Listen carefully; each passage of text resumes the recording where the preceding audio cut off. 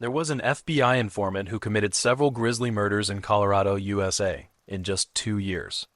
Some investigators even suspected that as many as 21 unsolved murders were linked to him. He would carefully select his victims and then use he used deception to lure his victims, killing them and then transporting them to remote areas for disposal. This made it difficult for the police to link him to the crimes. His name was Scott Lee Kimball, and he was also known as the real-life Hannibal. Kimball was born on September 21, 1966, in Boulder County, Colorado. But he was actually raised in Lafayette and educated at Lafayette Elementary School. His elementary school classmates recall that he was not very popular, introverted, and did not interact much with others. A few years later, Kimball's mother fell in love with another woman and came out as a lesbian. His father was furious and eventually divorced his wife, moved to Montana, and remarried shortly thereafter. Because his parents divorced, so Kimball moved in with his grandmother. That's where he met Theodore Payton, who was a pedophile. That period in Kimball's life was undoubtedly his toughest. His family broke up, leaving him feeling inferior and alone. It was at this time that Theodore took advantage of his vulnerability and gradually won his trust by giving him gifts and superficial attention. During this time, Kimball feels a long-lost sense of joy, and they even go on weekly trips to a cabin by the reservoir to play video games together. However, for Theodore, these so-called friendships and care are just a means to an end. They're tools he uses to achieve his real goal, which is to sexually assault Kimball. One night, while Kimball was in the shower, Theodore came into the bathroom and offered to wash his back. Kimball said it was okay, and then Theodore started to touch Kimball's body. As time went on, Theodore's behavior became bolder. He forced Kimball to take indecent photographs. As Kimball reached puberty, his behavior became more egregious. It progressed from initial fondling to sexual assault and forcing Kimball to take hundreds of indecent photographs. Kimball tried to resist, but Theodore threatened him with violence and warned him not to tell his parents about these behaviors. In one extreme incident, Theodore even threatened Kimball with a gun, saying that his parents' lives would be in danger if he told anyone about what was going on. When Kimball followed his father and brother to Hamilton, Montana to attend high school, he thought things might improve. However, whenever he returned to Colorado, Theodore would still sexually abuse him. Kimball got his first felony conviction at 22 years old for using a blank check at a hotel in Montana. That same year, he was arrested in Missoula County for using a blank check to break into 2 homes in Bloomfield and steal a fishing pole and 2 rifles and a shotgun. But he was sentenced to probation and avoided jail time. Meanwhile, Theodore's sexually abusive behavior deeply traumatized Kimball and even made him suicidal. At the age of 23, he traveled with his brother on a hunting trip to western Montana. However, he was so depressed that he couldn't get excited about the hunt. One night, Kimball was alone in his room and picked up a rifle. After thinking it over, he pointed it at his forehead and pulled the trigger. The bullet only grazed his forehead though, and he wasn't killed, just spent several days in the hospital. The suicide attempt later, Kimball spent some time in the hospital, thinking things over. When he was discharged from the hospital, he and a few other young men told the Boulder County Sheriff's Department about Theodore's sexually abusive behavior. A few months later, Theodore was convicted on 6 counts of child sexual abuse and sentenced to 7 years in prison. Kimball also wrote a letter to the judge, pleading with him to increase Theodore's sentence. In the letter he wrote, "He denied me the right to a normal, healthy, innocent childhood, and he has ruined my life forever." When the police asked Theodore if he regretted the sexual abuse, he simply replied, "That was a long time ago." As Kimball entered his 30s, he was going through a lot. He'd been through 2 marriages and divorces and had changed careers a lot. Kimball and his second wife, Larissa Hentz, relocated to Spokane, Washington in the early 1990s to pursue opportunities in the lumber industry. Hentz recalls that Kimball was involved in a logging scam, misappropriating funds from his dentist and the bishop of his church. At their residence, papers were delivered by a court process server every other week. Despite this, Kimball consistently provided excuses and never accepted responsibility. Their marriage ended in 1997, and 2 years later, Hentz told the Spokane police that Kimball had kidnapped and raped her at gunpoint. But because the couple still had sex after they broke up, prosecutors couldn't charge him for rape. The following year, Kimball violated his previous probation, and the Spokane police began investigating him for his involvement in 3 counts of forged checks. As a result, he was sent to Montana State Prison in 2000. A year later, he was transferred to a halfway house in Helena, Montana, where he worked as a cashier at a gas station and he was required to report at the end of each shift. On July 29th, While working alone, he stole $677 and fled in a stolen truck to Alaska. He laid low for several months and became engaged to a woman named Catherine Curtis under his brother's name. He also forged checks for almost $25,000 in his brother's name using a computer and blank checks he bought at an office supply store. Eventually, though, the police in Alaska found him and got back $11,300 in cash at the hotel in Cordova where he was staying. When he was locked up in Anchorage prison, he saw a bunch of arrest warrants, so he began to look for ways to make himself useful to the police. He told several people that he had information about planned crimes that FBI agents might be interested in. To keep Kimball safe, the FBI transferred him to FCI Englewood Prison in Colorado and also had a man named Carl Schlaff contact him. Carl wasn't too excited about the assignment at first. He felt it was more suited for less experienced agents. But after talking with Kimball, he sees Kimball as a confident guy with answers for everything. He's not violent and can still win over a jury as a witness. When Kimball was released on a $10,000 bond in 2002, he relocated to Denver, where he set up an organic beef distribution company with $65,000 from his mother and brother. The FBI also provided him with a down payment of $50,000 and a cell phone with headphones to record criminal activity. Over the next 2 years, Kimball killed at least 4 people, 3 of whom died during his time as an FBI informant. 2 of the victims were girlfriends of his friends in prison, another was his stepdaughter, and the only male victim was his uncle, who also tried to kill his own son but wasn't charged for that. When Kimball first meets with Carl, he tells him that another inmate, Steve Hawley, who is serving time for bank robbery and has a history of escapes, is planning another escape before Carl notifies the prison. As a result, Hawley is placed in solitary confinement. However, this solitary confinement indirectly led to the death of an innocent woman.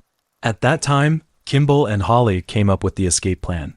The plan was that once Kimball was free, he would drive his car through the prison wall and create a disturbance, while Hawley took advantage of the opportunity to escape. Then the 2 of them would flee to Mexico in their car. As part of the plan, he told Kimball to contact his girlfriend, Leanne Emery, upon his release from prison and instructed her to take orders from Kimball. Emery, 24 years old and was born in Idaho. She later moved to Colorado with her parents. As a teenager, she was diagnosed with bipolar disorder. As an adult, Emery became a stripper and married a Texas inmate, which led to her frequent exposure to drugs and other criminal elements. Kimball approached Emery in late 2002. Hawley was in solitary confinement and unable to answer or make phone calls, and Emery was unable to confide in him, so she became increasingly dependent on Kimball. In an email she sent to her cousin, Kimball was dangerous, but as long as you didn't have sex with him, he'll be your best friend. About a week after she sent the email, Emery went back to her parents' house. She organized her vehicle and then said she was going to Mexico to explore caves. Her parents thought this was her way of starting over, but shortly after Emery drove off, she called her sister. She told her sister that if something happened to her, to remember that she would always love her. As it turns out, Emery and Kimball didn't go to Mexico after all. Instead, they stole $15,000 worth of checks in 4 different states over the course of a week. On January 27th, Emery called her parents to say she'd be in Mexico for a long time, but in fact she'd already returned to Colorado. A few days before Emery disappeared, she checked into a hotel in Colorado because an employee there recognized her in a photo while the police were looking into some leads. While she was at the hotel, Emery called her cousin and they spoke for 2 hours. During that time, Emery said that if Kimball knew about their conversation, he would kill them both, so she couldn't say where she was staying, only mentioning that she was staying with some corrupt cops. Kimball later said he invited Emery to go hiking with him. They drove to Bryson Canyon and the Book Cliffs in Utah. At the edge of the cliff, he killed Emery with a handgun. The next day, Emery's car was found in a nearby town. 2 weeks later, Hawley wrote to Emery's parents to ask for an update on Emery. At this point, Emery's parents realized that they hadn't heard from Emery in a while. Emery's father replied that he and his wife hadn't heard from her either. Hawley then told Emery's father that an FBI agent had contacted Emery, but when Emery's father called the agent, the person said Hawley was lying. Even though they decided to call the police were reluctant to investigate the case, saying that because Emery was an adult, she had the right to decide where she went. Emery's father then tracked her down using her credit card records. They realized that Emery had never been to Mexico. When they found out that Emery's credit card had been used to buy petrol in California, they thought she was still alive. But when they saw the actual receipt, they were devastated because Emery's signature wasn't on it. It wasn't until March 2009 that Emery's remains were found in a remote area near the Colorado-Utah border. The second victim was Jennifer Markham, the girlfriend of another inmate. She was 25 years old at the time and had moved to the Denver area with her young son. She was unable to find suitable employment and ended up dancing in a strip club. Kimball then told her that he owned several coffee shops in Seattle and suggested that she move there to manage one of them for him. When Jennifer asked her boyfriend about Kimball, he suggested that she take Kimball up on his offer to move to Seattle. Over dinner, Kimball, as promised, pulls out a cell phone given to him by the FBI to make a recording in an attempt to find more evidence of Jennifer's boyfriend's crimes. However, Jennifer just kept calling a witness against her boyfriend a scumbag and didn't reveal any more details. Not long after the dinner, Jennifer moved all her stuff to Kimball's place, getting ready to move to Seattle. She was never heard from again after that. Investigators later found that Jennifer's phone was turned off, her car was left in the parking lot until it was towed for unpaid parking, and she didn't respond to 2 payment emails. Based on what the investigators figured out and what Kimball said, the most likely scenario is that Jennifer was taken after she went to Kimball's house that night. Kimball tortured and killed her, then put her body in the trunk of his car and drove to a remote area of Colorado. There, he removed her breast implants and dumped her body in a creek. But when investigators tried to interrogate Kimball using a polygraph, he passed with flying colors. Lori McLeod met Kimball at a poker table at the Lodge Casino in Black Hawk, Colorado, in early January 2003. She was impressed by the way he helped his mother, who suffered from multiple sclerosis, to the table. She gave him her phone number, and they began to get to know each other better. Kimball told Lori he was an FBI agent and showed her a fake badge and a laptop with the FBI seal on it. That Valentine's Day, before Jennifer disappeared, was their first date. Kimball would sometimes disappear for no apparent reason, but he told Lori it was because he was busy with his FBI work. Then he said he'd been investigating the murder of a young woman named Jennifer. Lori had a 19-year-old daughter named Casey, who was a frequent runaway, accused of credit card fraud, and deeply affected by methamphetamine. But when her mother met Kimball, her life was also improving. She even got a part-time job, and it seemed like everything was getting better. However, she became Kimball's third identified victim. One day, Casey disappeared after missing a subway ride, and Lori couldn't reach her on her cell phone. And even when she reported the incident to the police, those same officers refused to investigate Casey's disappearance. They said, "Casey is an adult, and as long as she doesn't break the law, she's allowed to disappear." A few days later, when Kimball came back, he actually agreed with the police's absurd view and assured Lori that Casey would eventually go home. He also promised Lori that he would see if his FBI connections could help her find Casey. That summer, the owner of the property Lori rented in Adams County told her that Casey and her boyfriend had been seen driving by. So Lori approached Casey's boyfriend to get more information, but he told her that the last time he saw Casey was the day she disappeared. Not long after that, Kimball and Lori got married. He said it would help her move on from Casey's disappearance more quickly. They tied the knot at a wedding chapel in Las Vegas and then headed back to the Denver area. The first year of their marriage was pretty rough on Lori, because Kimball was often away from home, and when he was home, he was emotionally abusive to his family. In particular, his oldest son, Justin, who was very mild-mannered, saw this as a sign of femininity and often called Justin Susie to emphasize his displeasure. In July 2004, Kimball and his kids were digging a hole in the backyard when his youngest son, Cody, came into the room and told Lori to call 911 because Justin had been injured and might have broken his leg. Kimball then went into the room and helped Justin out of the hole. He mentioned that his back was also injured, so Lori told the dispatcher on the phone. Before she hung up, Kimball put Justin in his car. Lori thought her husband was going to take her son to the hospital, so then she told the dispatcher not to send an ambulance. When Lori and Cody got to the hospital, they found Justin on a stretcher with blood all around him. A nurse told them that the boy's fall had caused some pretty serious injuries. Lori was confused and said that Justin hadn't been seriously injured before he came to the hospital, so why had his injuries gotten so bad? Then Kimball explained that before they arrived at the hospital, Justin had tried to open the window, but he accidentally opened the door and fell off the car at a speed of 60 miles per hour. Hearing about this, Kimball's mother went back to her office and changed the beneficiary of Justin's life insurance policy from Kimball to herself. She thought that Kimball might have been trying to kill his son to get the insurance money. 2 weeks later, Justin woke up from his coma. When he was able to speak again, he asked, "Why did Dad do this to me?" because he remembered that his father had pushed him out of the car.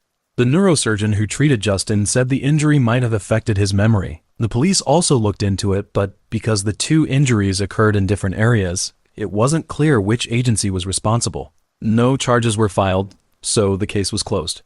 A few weeks later, Kimball's uncle, Terry Kimball, drove from Alabama to Colorado with his two dogs to help take care of Cody while Justin was in the hospital. But Lori didn't like him because he was a frequent alcoholic and often walked around the house naked.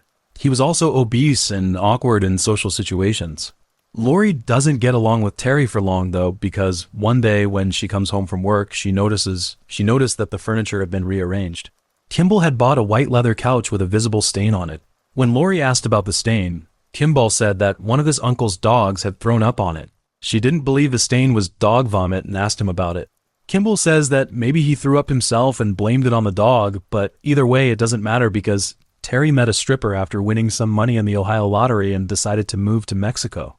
Lori thinks it's unlikely that any woman would have found Terry attractive. Not long after, Terry's wife filed for divorce, hoping it would get his attention. She hadn't heard from him though.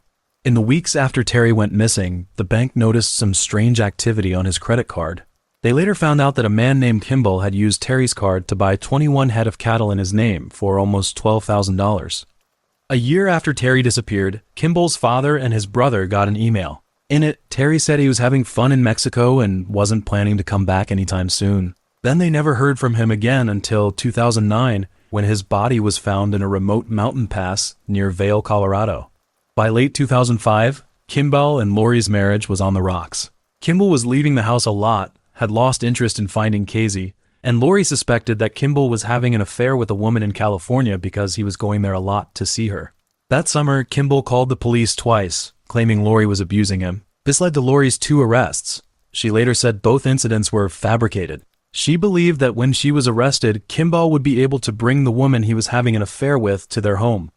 A detective named Gary Thatcher got in touch with Lori because he and his employer had discovered a lot about Kimball, including that he forged checks and stole. When Lori heard this, she got pretty nervous and asked to go to the police station to talk it over. Thatcher then asked Lori about Kimball's job, and she said her husband was working for the FBI. But Thatcher thought Kimball might be pretending to be an agent as part of a scam. So Thatcher and Lori shared what they knew, and she also told Thatcher about Casey's disappearance and her growing suspicion that Kimball was responsible. At this point, the two realized that Kimball might be a serial killer in addition to being a liar and a counterfeiter. When they told the FBI what they knew, they sent a few investigators to get ready to arrest Kimball. They first got Kimball's new cell phone number from Lori, and then found the place where he'd been staying for a while in California. The investigators thought he might still be there, so they told the local police and got ready to arrest him. On the afternoon of March 14th, Kimball was driving a pickup truck on the freeway when several investigators gave chase in several police cars. At that point, Kimball called Lori, who asked him to turn himself in. He refused, saying that the police would kill him because they were afraid he would tell the truth. As the chase continued, Kimball's car ran out of gas after driving 260 miles, and he was eventually arrested on the spot. Kimball was then taken back to Colorado to be prosecuted, and then back to Montana to continue serving his sentence, which was an additional 2 years in prison because he had escaped from a halfway house several years earlier. These sentences gave Thatcher some valuable time, which he used to bring murder charges against Kimball. Hence also brought up her rape allegations again, saying she thought he might have tried to poison her.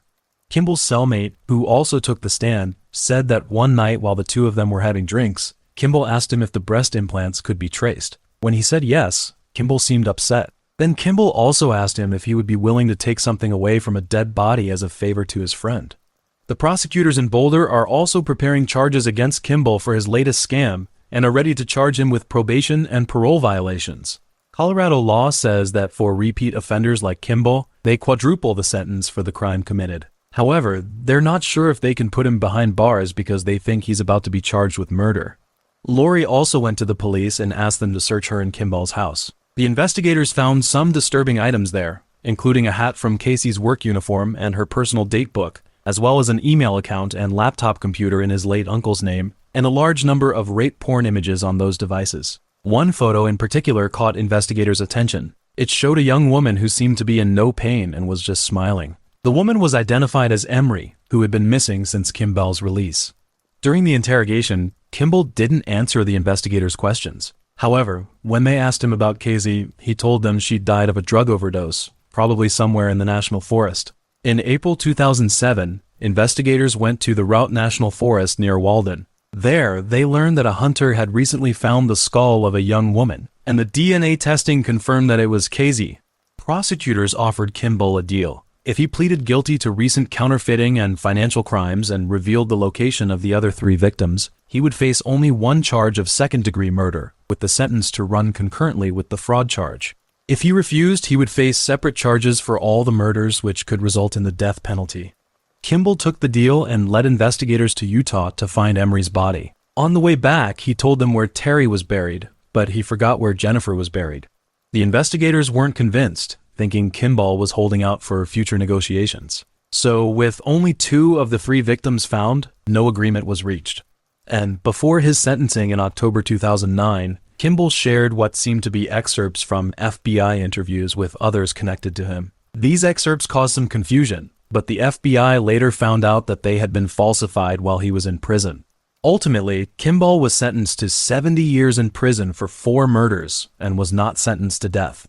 In a 2021 interview, Kimball gave 2 different explanations for the murders of Jennifer, Casey, and Emery. At first, he said that all 3 women were trying to extort him or threatening to tell the FBI about his criminal activities. Later, he said the murders were connected to a motorcycle gang and that his uncle was a pedophile, but none of these claims could be verified. That same year, Kimball was removed from the Colorado prison system. The State Department of Corrections confirmed that he was transferred to another state, but didn't say where. By July 2023, he was back in Colorado. Larry William Ayler, a serial killer who committed multiple horrific murders in the Midwest, traversed the highways in a pickup truck in the early 1980s, luring young male sex workers, homosexuals, and hitchhikers into his vehicle, and subsequently he would then transport them to isolated locations where he would proceed to strangle them, sexually assault them, and subsequently murder and dismember them before discarding their remains in rural areas and in proximity to highways. So he's known as the Highway Killer and the Interstate Killer. Larry was born on December 21, 1952, in Crawfordsville, Indiana. His father was an alcoholic who was often violent towards his family. So 2 years later, Larry's mother divorced. She works 2 jobs a day to support her children, but the source of funds is very unstable. These 4 children were fostered in someone else's home or hired to take care of the children. Larry often gets picked on at school. Even though he's good at sports, his classmates still pick on him because of his family's financial situation and his mom's not around much. His sister Teresa is the only one who helps him out, so Larry thinks she and his mom are the closest people to him. By 1974, Larry's mother had been married 4 times. She was an unfortunate woman who had always encountered men who enjoyed alcoholism and domestic violence. The 4 children followed their mother and were abused and beaten to varying degrees by several stepfathers. One of the stepfathers reportedly liked to discipline Larry by forcing his head into hot water. The repeated physical and emotional abuse caused Larry to develop some pretty abnormal mental issues. His mother took him for a psychological evaluation, which showed that he was severely insecure and also feared being abandoned by his family. A psychologist recommended that Larry be placed in a boys' home, thinking that his mental state could be cured in that environment. After 6 months of living there, though, it was clear that Larry hadn't changed. Adolescence is often a time when people's minds are particularly sensitive. Larry entered puberty and knew he was gay. He then told his family about his sexuality and made it clear that he was disgusted by his homosexuality. During high school, Larry dated girls on and off, but it didn't change his preference for men. He had to accept that he was gay. Academically, Larry struggled in school and didn't graduate. He passed a test to receive a General Educational Development Certificate. After leaving school, Larry got a job as a security guard at Marion County General Hospital.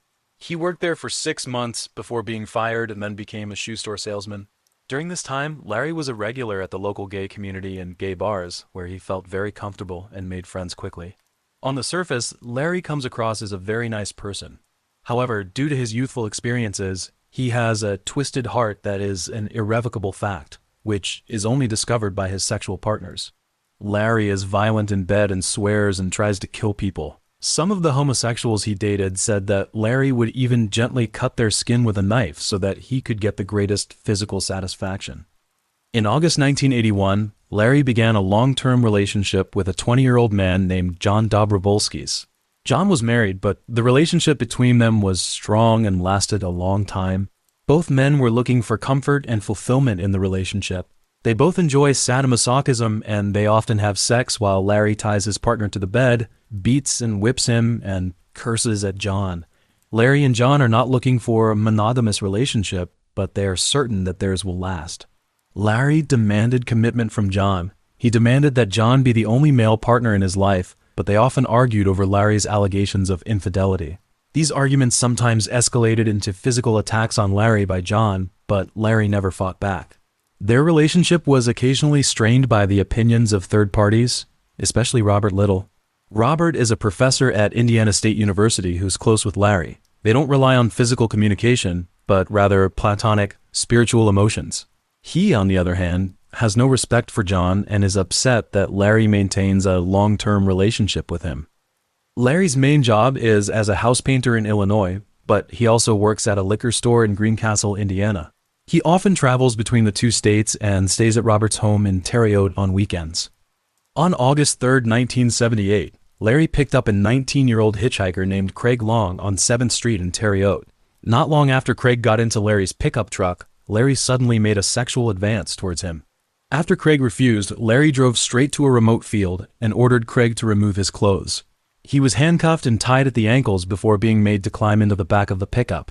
Craig then tried to run away and yell for help as Larry got ready to undress. But because his hands and feet were tied up, Larry caught up with him and stabbed him in the chest with a knife, which caused a punctured lung.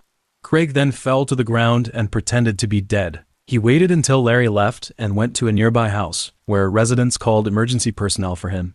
Not long after, Larry rushed back to his car and gave the handcuff keys to a sheriff's deputy, saying he'd stabbed Craig by mistake. The police didn't believe Larry's story and arrested him. When they searched his vehicle, they found a hunting knife, metal spiked whip, butcher knife, another set of handcuffs, tear gas, and a sword, among other things. But they didn't think it was a big deal.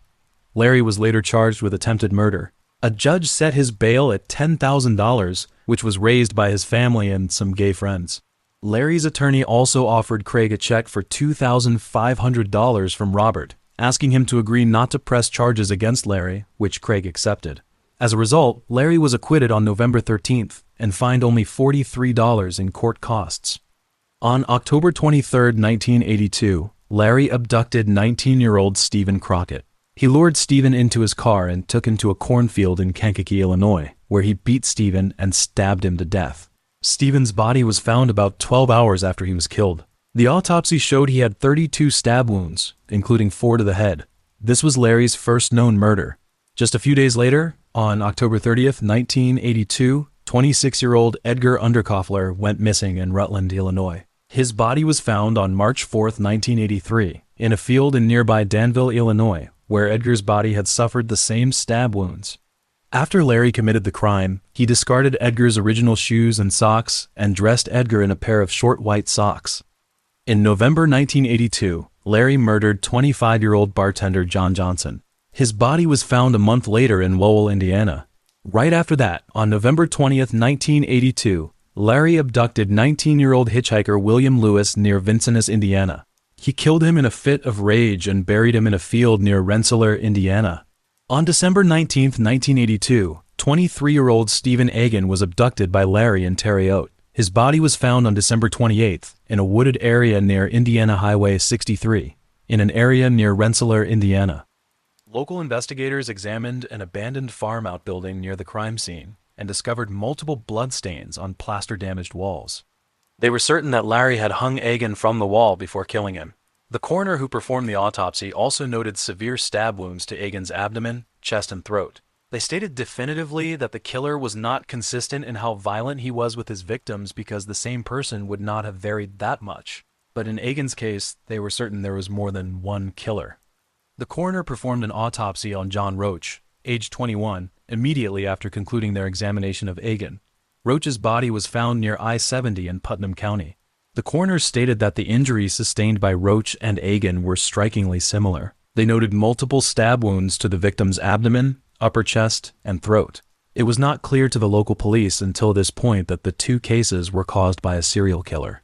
David Block, a 22-year-old Yale graduate, went missing in Highland Park, Illinois, on December 30, 1983. He informed his family that he was going to visit a friend in a nearby city, but he never showed up. His body was found on May 7, 1984, by a farmer in a field near Illinois Route 173. On January 24, 1983, Larry kidnapped 16-year-old Irvin Gibson. The body of Gibson was found in a field in Lake County, Illinois, on April 15th, along with a dog that had also been stabbed to death. Larry is believed to have killed at least 5 other people between March and April 1983, which was the height of his serial killing spree. The brutal and random nature of these murders caused great fear in the community at the time, and rightfully so. On May 9th, Daniel Scott McNeve's body was found in a field near Indiana Highway 39. He had 11 stab wounds to his neck, 5 to his back, and 11 to his abdomen. One of the wounds had caused his small intestines to protrude. His abdomen was also cut. In addition, McNeve had cuts on his wrists and ankles, and his jeans were pulled up to his ankles. However, there were no signs of sexual assault on his body. 9 days later, Larry also murdered 25-year-old Richard Bruce. His body was dumped into a creek in Effingham, Illinois, where it was not found until December 5th. In early 1983, members of the gay community in Indiana observed a sudden increase in the disappearances and murders of young males. They were certain that a serial killer was responsible. In response to this situation, law enforcement officials raided gay bars and bookstores and publicly photographed patrons to identify and track down possible suspects. The gay newspaper The Works took it upon themselves to assist the police by creating an anonymous telephone hotline and publishing an article on the identity and motivations of the perpetrator. The article stated that the killer was likely struggling to come to terms with his sexual orientation. In early spring of 1983, the Indiana State Police finally established a connection between the murders of several young males in the state, which exhibited similar wounds, suggesting that a single perpetrator was responsible. After the body of one of the victims was discovered, the Indiana State Police called a meeting of 35 detectives from 4 jurisdictions where the bodies of young males had similar wounds. The meeting concluded with a clear determination: the same person had been murdered in each jurisdiction. It was therefore decided that all those involved in the investigation should form a unified task force to apprehend the suspects. The 4 separate murder investigations in Indiana were consolidated into a unified task force comprising the state police, the Indianapolis Police Department, and 2 detectives from each county involved in the manhunt. This task force, designated the Central Indiana Multi-Agency Investigative Team, was led by Lt. Jerry Campbell of the Indianapolis Police Department.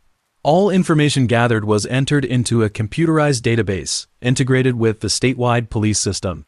On the first day of the investigative team's existence, they contacted the FBI's National Crime Information Center. They provided a detailed account of the murder and body disposal methods employed by the offenders they were seeking, and formally requested that law enforcement agencies that had discovered young male murder victims with wounds consistent with those observed in previous incidents contact them. The task force was subsequently contacted by investigators in Kentucky, who reported that a 29-year-old Lexington resident, Jay Reynolds, had been found stabbed to death on March 22nd in Madison County. A few days later, investigators in Chicago reported that the body of an 18-year-old African-American teenager named Jimmy Roberts had been found on May 9th with 35 stab wounds. At this point, the investigative team was certain that the serial killer was not merely perpetrating crimes within the confines of Indiana. It was clear that he was traversing various states and continuing to commit offenses on an ongoing basis. On June 6th, Larry's former romantic partner contacted the investigative team's confidential hotline, indicating a clear suspicion that Larry was the perpetrator they were seeking. He provided a detailed account of the 1978 incident, in which Larry was accused of stabbing a young hitchhiker. He also provided information on Larry's violent temper and penchant for restraints. Furthermore, it was confirmed that Larry worked at a liquor store in Greencastle on Saturdays and lived in Terre Haute with an older male on weekends, which allowed him to travel between locations. Furthermore, the informant confirmed that in May 1982, Larry had drugged a 14-year-old boy and left the unconscious teenager in a wooded area near Greencastle. At this point, the FBI created a psychological profile of the serial killer. They determined that he was a white male in his late 20s or early 30s. He was employed in a menial profession. He had an outwardly rough demeanor. He killed because he hated the sexual attractiveness of other males. This anomalous emotion led him to express hatred of homosexuals to disguise his sexual attraction to those seeking acceptance. Furthermore, the FBI hypothesizes that during the initial murders, this serial killer attempted to conceal the bodies of his victims with leaves and dirt, but that this evidence was subsequently obliterated. This evidence points to the involvement of an accomplice in the initial murders.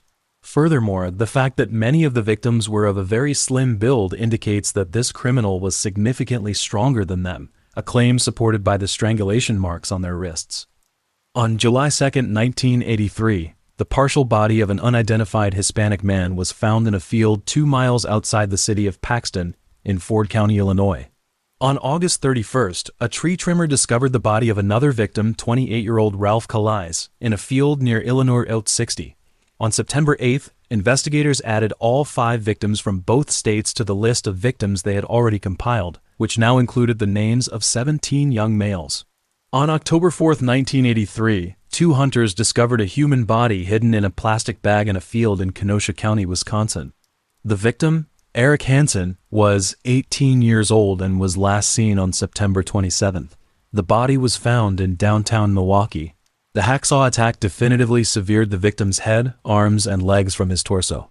The torso had been completely drained of blood, and the skull and hands were never found. On December 7, 1983, a hunter discovered part of another victim's skeleton in Hendricks County, near U.S. Route 40. The victim was identified as 17-year-old Richard Wayne, who had disappeared in Montpelier, Indiana, on March 20th, while traveling from California to his home. The investigative team found the body of a second victim just a few feet from where Wayne was buried. This victim was determined to be African American and about 5 feet 9 inches tall. Larry was arrested in Lowell, Indiana on September 30th, 1983 for a traffic violation. He was with a young hitchhiker at the time, and the two were taken to the Lowell State Police for questioning. Larry was charged with soliciting young males for sexual purposes, and his vehicle was impounded because the police found 2 pieces of nylon rope in his Ford F-Series pickup truck. Later that afternoon, 2 investigators showed up and interviewed Larry. They informed him that he was a suspect in a series of murders. They stated that they had received the information from an anonymous phone call from someone who had previously known him. When asked about the murders of John Roach and Daniel McNeve, Larry stated emphatically that he had read the news reports but denied any involvement in the murders. He consented to a forensic examination of the vehicle and allowed investigators to photograph him, copy his fingerprints, and submit him to a polygraph test. Investigators found knives, nylon rope, handcuffs, hammers, baseball bats, mallets, and surgical tape in Larry's vehicle, along with other items likely used in the crime. His boots matched a plaster cast found next to Ralph Calais' body, and the vehicle's tire tracks matched the pattern found at the scene. Furthermore, blood was discovered beneath the handle of a knife discovered in Larry's vehicle. Larry frequently travels between 3 locations in Indiana and Illinois, where the bodies of numerous victims were also discovered. His lifestyle is an exact match for the predictions of the killer's psychological profile that the FBI put together earlier. Given these circumstances, it is clear that Larry is now a primary suspect. After a forensic examination of Larry's pickup truck, the Indiana investigators informed him that he could leave custody and keep his vehicle. However, they were concerned that Larry might mishandle potential evidence if he knew he was a murder suspect. Therefore, they obtained a search warrant to search Robert's home. The search took place in the early morning hours of October 2nd, and they found definitive evidence that Larry was involved. This included a credit card receipt showing that Larry was in Illinois and Indiana on the same day that the victim linked to the highway murderer was killed. Phone bills confirmed that Larry had received calls from Robert's home immediately following the murder of the victim. One of the calls was made from a payphone near Cook County Hospital, which matched the date of the murder of the victim, Gustavo Herrera. Hospital records show that Larry was treated for a deep cut on his hand on that date. Receipts found at the property show that he bought handcuffs and a knife the next day. Investigators also found out that Larry and Robert had been on holiday in New York for several weeks and came back to Indiana just before Calais was killed.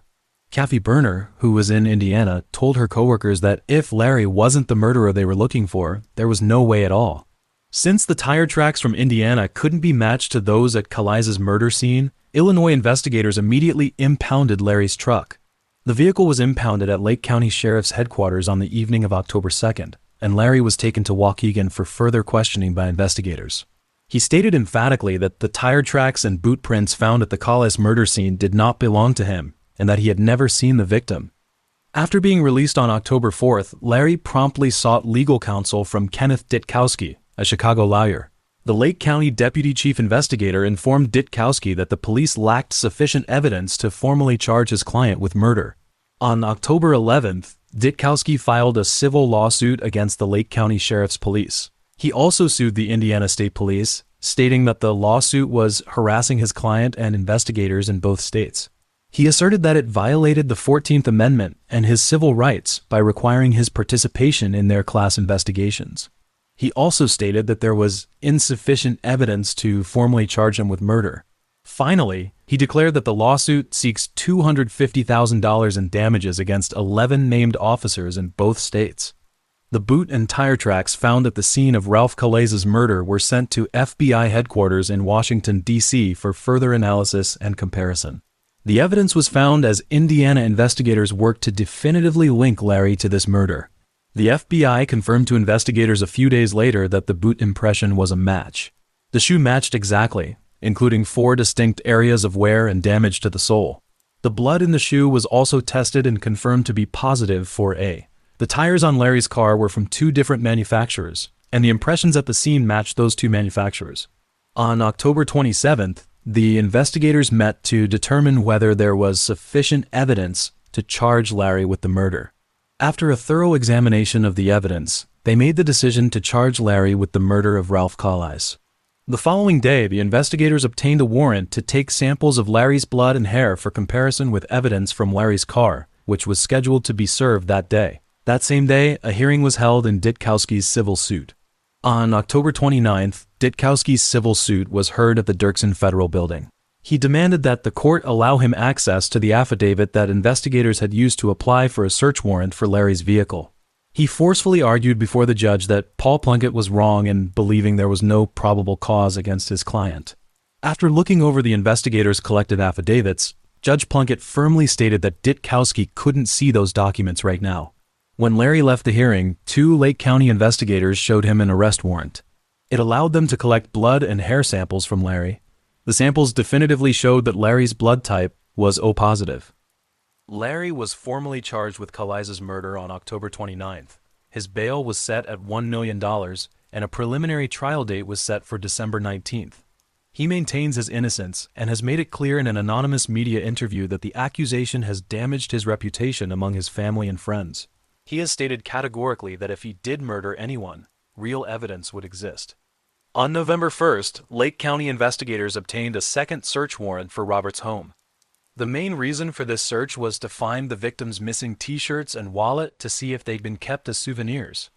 Despite finding 221 items of clothing, jewelry, medications, and Polaroids, investigators found nothing that belonged to or depicted any of the victims. However, they did find a key that matched the one under Stephen Agan's body. This key fit the door to the office where Larry worked in 1982. On November 12th, attorney David Shippers was named Larry's legal representative with the approval of Larry's mother, as well as Robert and John. Shippers replaced Kenneth Ditkowski and immediately switched up the defense tactics used by his predecessor. He told his client to stop any further media interviews. In December 1983, a witness hearing before Lake County Circuit Judge William Block ruled that Larry's initial arrest for a traffic violation was lawful, but his subsequent detention was unlawful when the Indiana State Police found evidence without probable cause. Another hearing was scheduled for January 23, 1984. The purpose was to decide whether the evidence collected by investigators between September 30th and November 22nd should be thrown out and the search warrants invalidated. At a later hearing in January 1984, Chief of Police John Pavlikovic openly admitted that the main reason the Lowell police kept Larry in custody was to wait for the task force to arrive in Lowell. The investigation was looking into a series of murders. It was a fact that Larry had never been convicted of any sexual offenses other than solicitation of males. He had never been formally arrested for any offense. Further testimony confirms that the October 3rd search of John's residence by Lake County and Chicago police officers was conducted without a warrant. In 1984, Lake County investigator Dan Collins spoke with Larry's attorney, David Shippers. Judge Block's ruling resulted in the suppression of the majority of evidence against Larry. On February 1, 1984, Judge Block postponed the hearing until January 27 to consider his ruling after 4 days of testimony. He informed the Assistant State's Attorney and David Shippers that there was sufficient precedent for admitting and suppressing the evidence. On February 1, Judge Block ruled that although Larry had signed a Miranda waiver, he was detained for questioning on unrelated charges and later on the solicitation charge. Citing the exclusionary rule, Judge Block ruled that the Illinois investigators compared Larry's boot prints and tire tracks to plaster found at the California crime scene. The physical evidence was found when they compared the casts. This was because the Indiana investigators had initially detained Larry unlawfully, in violation of his constitutional rights. Additionally, although the Illinois investigators obtained Larry's boots from the Indiana investigators through a subpoena, the boots were never formally seized by the Indiana authorities. Judge Block was unequivocal in stating that the police affidavit for the search of Robert's home lacked the necessary information to obtain a search warrant. Block stated that all other evidence must be excluded, with the exception of the tire impressions, hair, and blood samples from Larry. On this date, Judge Block also reduced Larry's total bail to $10,000. As a result of this decision, Larry was released on February 6, 1984, with his family and Robert bearing the cost of the reduced bond. The terms of Larry's bond prohibited him from leaving Illinois. The prosecutor attempted to appeal the decision, arguing that the evidence should not be admitted in court. He also sought to take the case to the United States Supreme Court, but these appeals were unsuccessful. 4 weeks after he was released from custody, Larry moved to Chicago and took up residence in an apartment complex in Rogers Park. Robert was in charge of buying the furniture, paying the weekly rent, and getting new tires for Larry's pickup truck. His lawyer told him not to tell John where he lived, but John found out where Larry was.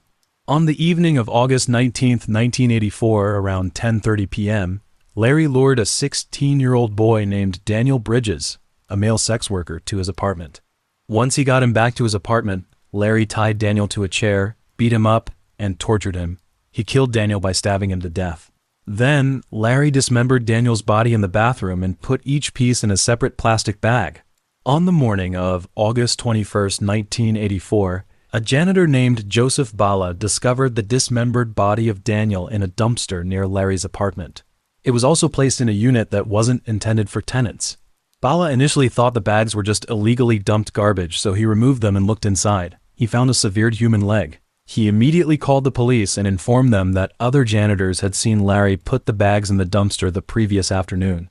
The police then arrested Larry. A forensic examination showed that the bedroom in Larry's apartment had been cleaned recently, but there was still blood on the floors, walls, and ceiling, which was clearly from a recent repainting. There was no doubt that Daniel's blood was found on the mattress, the chair, the belt, the couch in the room, and under the floorboards in the bathroom doorway. Investigators found blood-stained jeans and a distinctive Duke University t-shirt in Larry's closet that were indisputably Daniel's. They also found hacksaws and other tools at the scene. A forensic examination of the concealment bag definitively revealed Larry's fingerprints on both the inside and the outside. On August 24th, investigators conducted a luminol test outside of the bag. The test revealed a large amount of blood in the bedroom and clear markings on the floor indicating that Daniel's body had been dragged from the bedroom into the bathtub to be dismembered. On August 22nd, Larry was formally charged with murdering Daniel. He vehemently denied any involvement in the crime, asserting that his fingerprints may have been left behind when he touched the bag containing Daniel's body by mistake. On the same day, the Cook County medical examiner performed an autopsy on Daniel's body. The autopsy definitively confirmed that Daniel died from multiple stab wounds and wounds caused by a conical tool. The autopsy also revealed that he had sustained facial fractures, signs of battery around his right eye, numerous superficial cuts to his face, multiple stab wounds to his chest and abdomen, stab wounds to his back, and a punctured heart and left lung. Prosecutors Mark Riccocci and Rick Stock are seeking the death penalty for Larry at his upcoming trial. They've charged him with felony counts of aggravated kidnapping, unlawful detainment, and concealment of Daniel's body, in addition to the murder charge. Larry was tried on July 1, 1986, and unequivocally pleaded not guilty to all charges. He was represented by two public defenders, Claire Hilliard and Tom Allen, with David Shippers also providing legal services pro bono. The first witness for the prosecution to take the stand was Robert. He stated that he worked at Larry's business between August 17th and 19th and then returned to Terre Haute around 10:15 p.m. on the night of Daniel's murder. On July 2nd, Robert Stein, Ph.D., gave compelling evidence for the prosecution. He described the torture and mutilation of Daniel as one of the worst cases he had ever seen, and stated that the saw teeth found on the body were an exact match. It matched the hacksaw blade found in Larry's apartment. In cross-examination, Stein informed Tom Allen that he had found traces of alcohol and cocaine in the victim's bloodstream. This proved that the victim had not been abducted but had gone into Larry's apartment voluntarily. On July 4th, Al Berditsky, the janitor, stated definitively that on August 20th, he saw Larry go to his shared locker 8 to 12 times. Larry stated that he was getting tools for a job. A few hours later, Berditsky saw Larry go to the dumpster 3 times. On July 7th, John gave evidence for the prosecution. He stated that he had called Larry 3 times between 8:45 p.m. and 11:25 p.m. on the night Daniel disappeared. He also called Larry again on August 20th at 2:45 a.m. Larry told him that John said he shouldn't visit because Larry was still with Robert, which was unusual because Robert usually got back to Terre Haute early on Sundays. John also said that during the last call he told Larry he'd be there in 15 minutes, but Larry said, "No, don't do that." Then Larry said he'd be over to John's house right away. When Larry got there, John noticed that he'd probably taken a shower recently. John wasn't interested in having sex because he thought Larry was with another guy. John's testimony was quickly backed up by other evidence. He said that Robert had left Larry's apartment about 15 minutes before Daniel was last seen alive. Robert's lawyer presented evidence to back up his claim that he left Larry's apartment on the evening of August 19th. This included a tax receipt showing that Robert paid his property taxes on his Terre Haute apartment at noon on August 20th. The jury spent about 3 hours deliberating before reaching a verdict. Larry was found guilty of concealing the teenager's body, aggravated kidnapping, unlawful restraint, and murder. On October 3rd, the judge handed down the death penalty to be carried out by lethal injection. He said, "The senseless and barbaric murder of a 16-year-old boy, a brutal murder so cruel that it defies description, shows you have no regard for human life. If there is one person or circumstance that lends itself to the death penalty, it is you. You are an evil person. You truly deserve to die for your actions. Therefore, I sentence you to death for the murder of Daniel during his aggravated kidnapping." After sentencing, Larry was transferred to the Pontiac Correctional Center. He underwent several psychiatric evaluations, which definitively concluded that he suffered from severe borderline personality disorder. The tests also confirmed that Larry has a pathological sensitivity to feelings.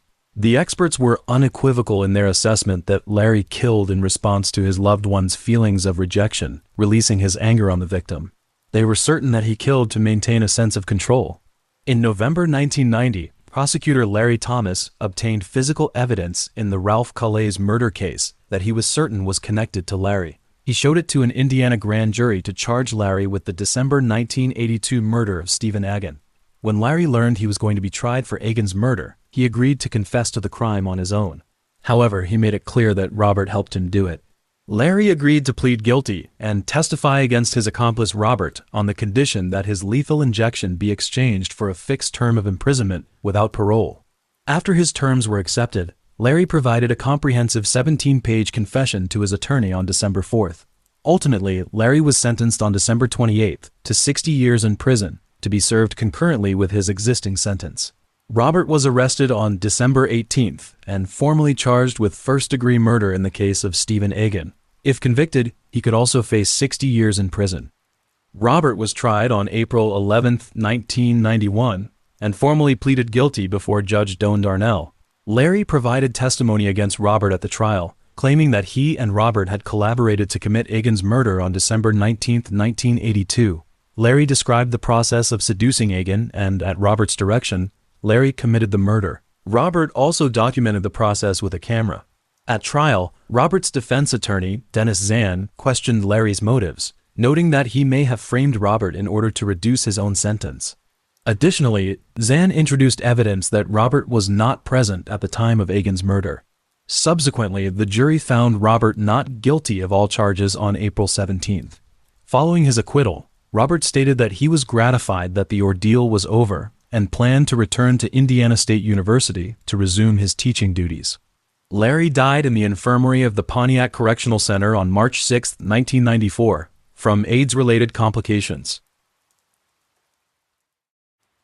Ted Bundy is a serial killer who is highly proficient at disguising himself. In social situations, he is articulate and possesses a humorous and charismatic demeanor. However, in reality, he was a calculating and cunning individual. He traversed 6 states, brutally murdering over 30 young women he had never met. It was highly ironic that he had even worked for the Seattle Crime Commission, writing a rape prevention pamphlet and volunteering to publicize it. His psychology professor spoke highly of him, writing in a letter of recommendation, "Mr. Bundy is without question one of the finest graduates of our faculty. I think he is the finest kind of Centurion graduate I have ever seen at the University of Washington. He is intelligent, capable, active, conscientious, and more like a professor than a student. He loves to learn, is easy to get along with, and will work hard."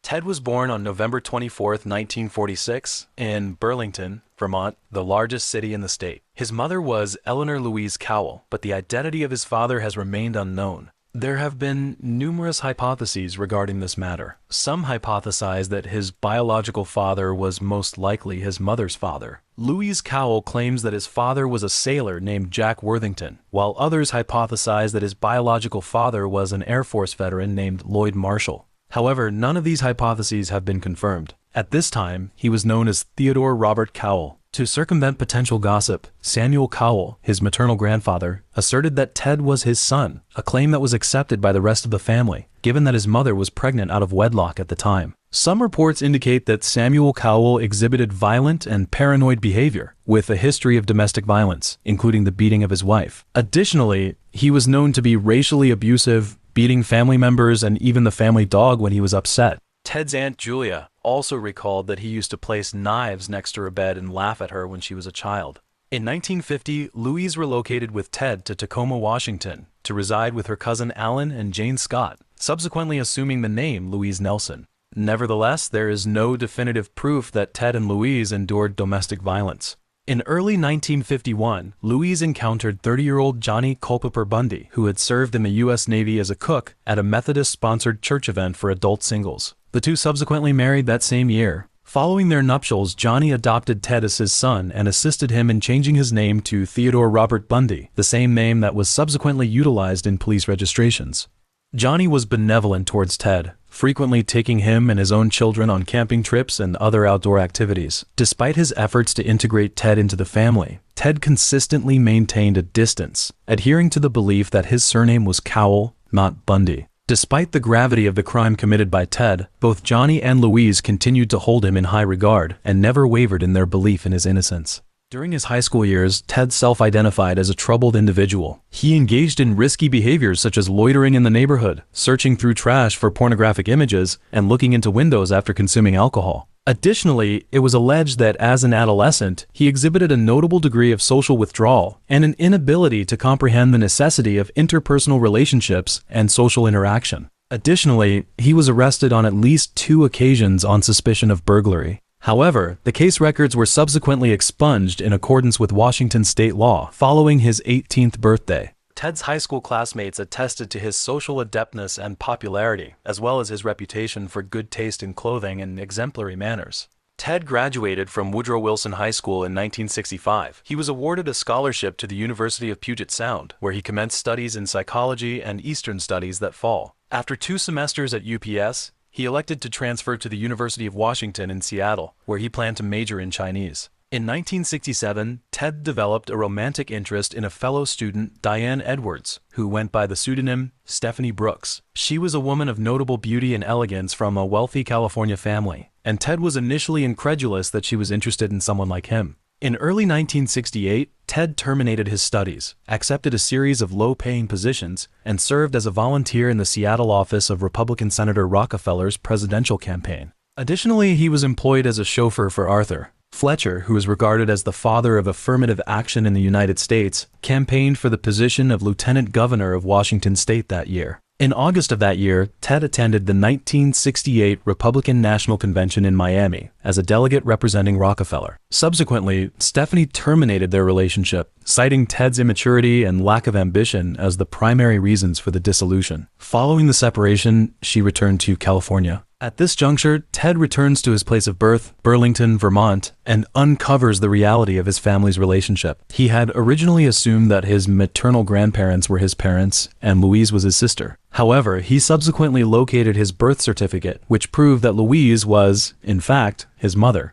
There are multiple accounts of how he located the document. The first hypothesis is that a relative provided him with the birth certificate, and the second is that he discovered the certificate on his own. However, this resulted in Ted developing a profound animosity towards Louise, due to his perception that she had not acted in his best interests. Subsequently, a despondent Ted embarked on a period of respite in Colorado, followed by visits to relatives in Arkansas and Philadelphia. He also spent a semester at Temple University. He returned to Washington State in the fall of 1969, where he met Elizabeth Klopfer, who went by the alias Meg Anders. Meg remained in a relationship with Ted throughout the period in which he was committing the murders, yet she was unaware of his criminal activities. It was not until 1974 that she began to suspect that Ted might be the perpetrator when she observed a composite picture of the primary suspect in a newspaper and noted that it included the name Ted.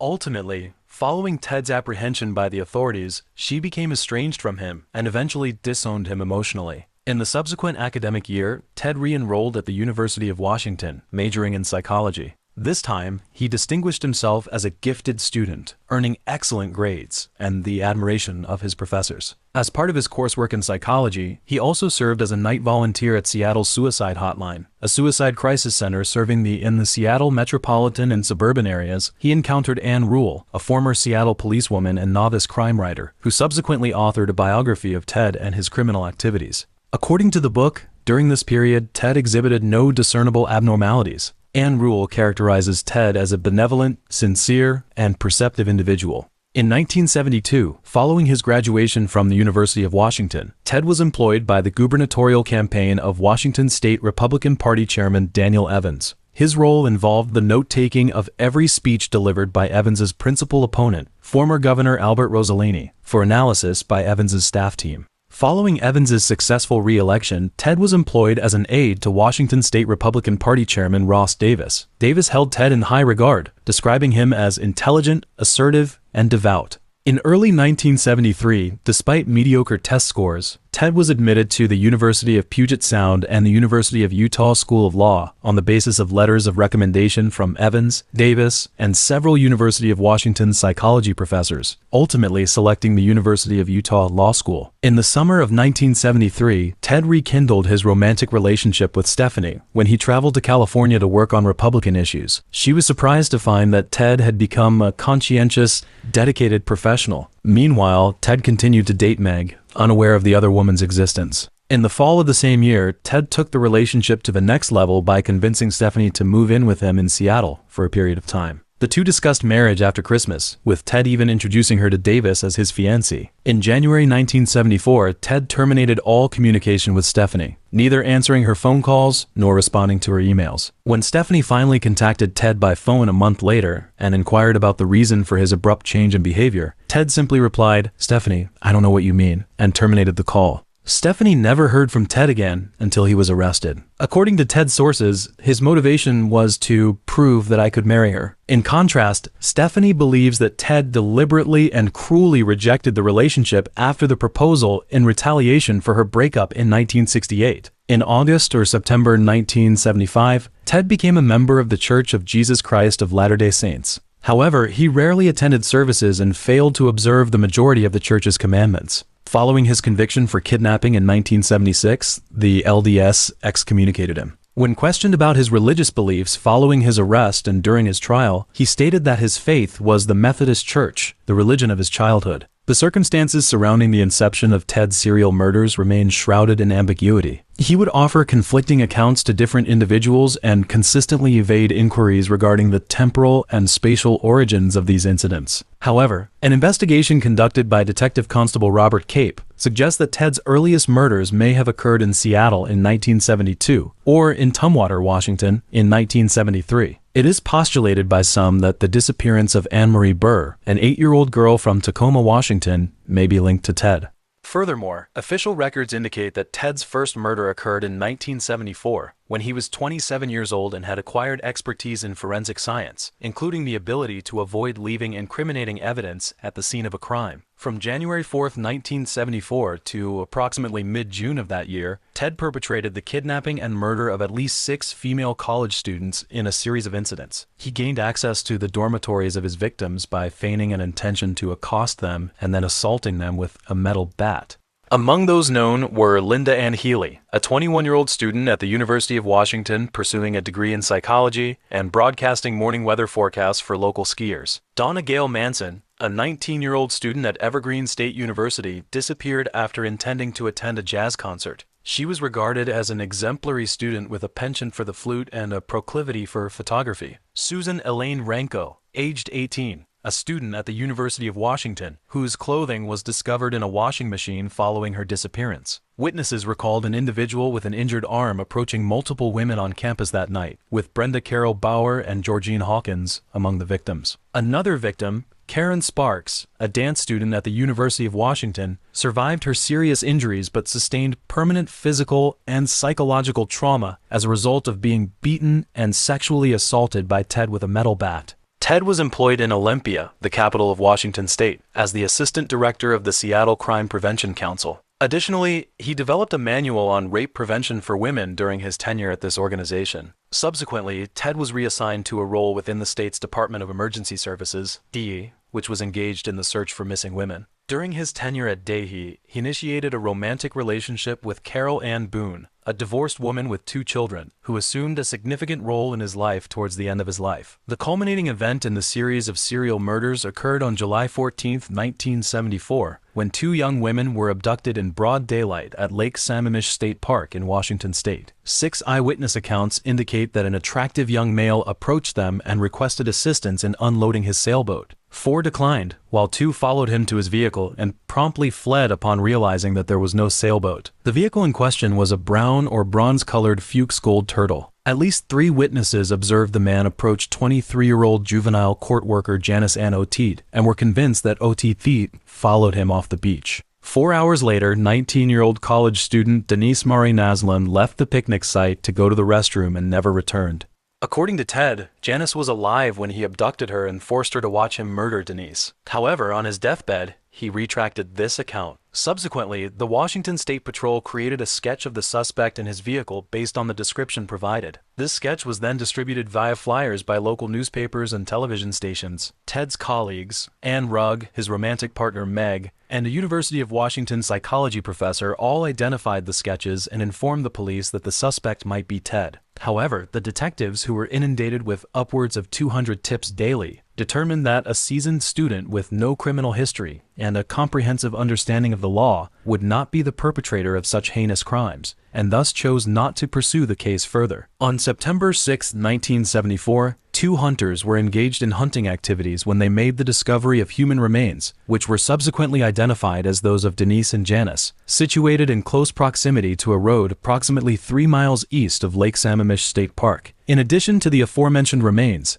the scene also yielded several additional femurs and vertebrae, which were subsequently identified as belonging to the same individual. Ted was identified as the remains of another missing person, Jorgen Huggins. 6 months later, the skulls of Linda, Susan, and Brenda were discovered by forestry students from Green River Community College on Mount Taylor, located to the east of Issaquah. However, the remains of another victim, Donna, were never recovered. In August 1974, Ted, who had received an acceptance letter from the University of Utah Law School, relocated to Salt Lake City, thereby concluding his homicidal activities in Washington, D.C. However, he maintained contact with acquaintances in Seattle and continued to engage in romantic relationships with several women, including Meg and Carol. In September of that year, Ted initiated a new series of homicides, which included 2 cases that remained unsolved until just before his death. By the end of 1974, Ted had murdered at least 6 women, with a significant reduction in the age range of his victims. This included 4 17-year-old high school girls, including Melissa Smith, the 17-year-old daughter of the chief of the Midvale Police Department in suburban Salt Lake City. However, he also made one misstep. When an operator named Carol Derrick was lured into the vehicle by Ted, she immediately put up a fight after realizing that something was amiss. She then managed to open the door and jump out of the car to escape. In November of that year, Meg again reported Ted to the police after reading newspaper articles about the disappearance of young women around Salt Lake City. By this time, Ted's suspicions had been heightened. However, witnesses at Lake Sammamish State Park were unsuccessful in identifying him in a photo book, and there was insufficient forensic evidence to link Ted to the case. In 1975, Ted relocated the majority of his criminal activities to the eastern United States, specifically to Colorado.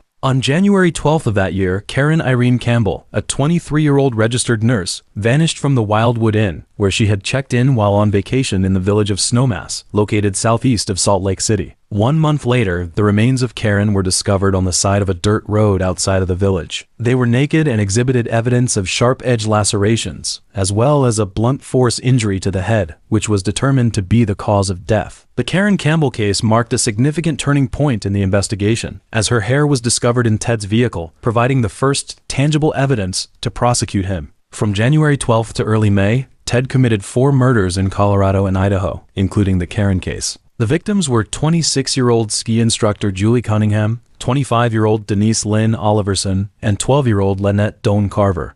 In mid-May 1975, 3 D co-workers, including Carol, traveled to Salt Lake City to visit Ted. They stayed at his apartment for approximately 1 week. Subsequently, Ted returned to Seattle in early June, again for approximately 1 week. On June 28th of the same year, Susan Curtis, a student at Brigham Young University, went missing in Provo, which is located 45 miles south of Salt Lake City. The Susan Curtis case was the final murder for which Ted confessed, and he recorded his confession prior to his execution. With the exception of Melissa Smith and another victim in the Salt Lake City area, Laura Ann M., the remains of the majority of Ted's victims in Utah, Colorado, and Idaho were never recovered, as they were largely discarded in rivers in close proximity to him or interred in exceedingly remote locations. On August 16, 1975, Ted was apprehended by Utah Highway Patrol Troop Bob Hayward in the Salt Lake City suburb of Suwannee. Hayward had observed Ted driving erratically in a residential neighborhood during the early morning hours and subsequently pursued the vehicle at high speed after spotting a patrol car.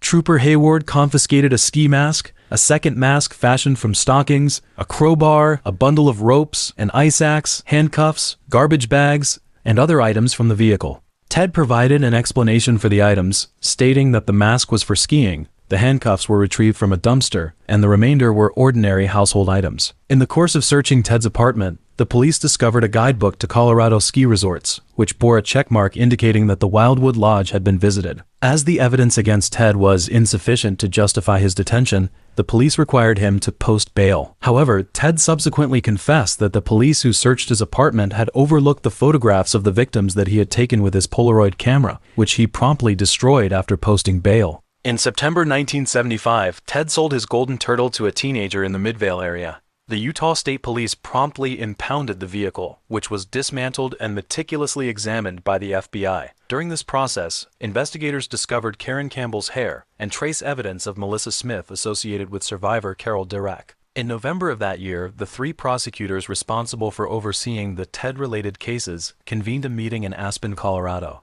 Approximately 30 detectives and prosecutors from 5 states were invited to attend. The meeting constituted an essential preliminary stage in the investigation of the Ted case, as state law enforcement officials exchanged and consolidated the available evidence and were convinced that Ted was the perpetrator they sought, but that they required further evidence to secure a conviction. In February 1976, Ted was tried for the disappearance of Carol Derrick. He waived his right to a jury trial, as advised by his attorneys, due to the considerable public interest in the case and the potential detrimental impact of a jury. Following a 4-day trial, Judge Stuart Hansen, Jr. found Ted guilty of kidnapping and sentenced him to 15 years imprisonment. In the same month, the authorities in Utah filed a murder charge against Ted for the crime committed against Karen Campbell. After a brief period of incarceration, Ted was transferred to Aspen, Colorado, where he was to stand trial. Prior to his final apprehension in February 1978, he had already achieved 2 instances of successful prison evasion. The first of these occurred on June 7, 1977, when Ted was conveyed from Garfield Jail in Glenwood Springs he was transported to the Pitkin County Courthouse in Aspen, 40 miles away,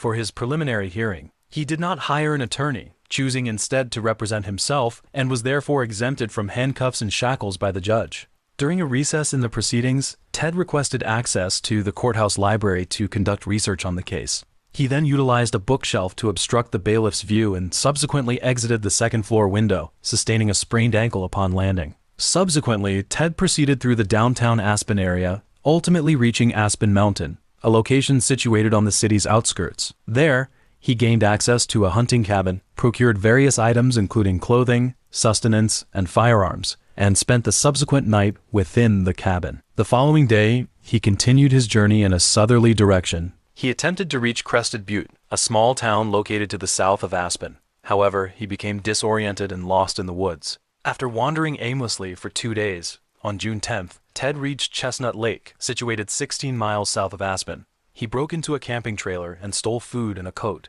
Instead of continuing south, Ted proceeded north and back in the direction of Aspen. 3 days later, he procured a vehicle on the periphery of the Aspen golf course, where the combined effects of cold, hunger, and an ankle injury were becoming increasingly debilitating. Having been on the run for 6 days, Ted returned to Aspen in the stolen vehicle and was observed and apprehended by 2 police officers conducting patrol duty. Police recovered a map of the mountains near Aspen that was used by prosecutors to mark the location where Karen Campbell's remains were found in the car. This evidence proved that the escape was not impromptu but rather premeditated. Upon his return to Glenwood Springs Prison, Ted was encouraged by friends and legal counsel to remain calm until his trial. By this time, a significant portion of the extensive evidence presented to the court by the Colorado prosecution had already been deemed invalid by the court, and Ted's attorney were confident that if he did not create further complications, he could be acquitted in approximately 18 months. They believed that a setback for the Colorado prosecution would prompt other state prosecutors to reconsider their position. However, Ted devised a new scheme for a second prison break. Over the following 6 months, he purchased hacksaw blades and prison floor plans from other inmates and enlisted the assistance of his girlfriend Carol to facilitate the smuggling of some of the prison's contraband during a prison visit.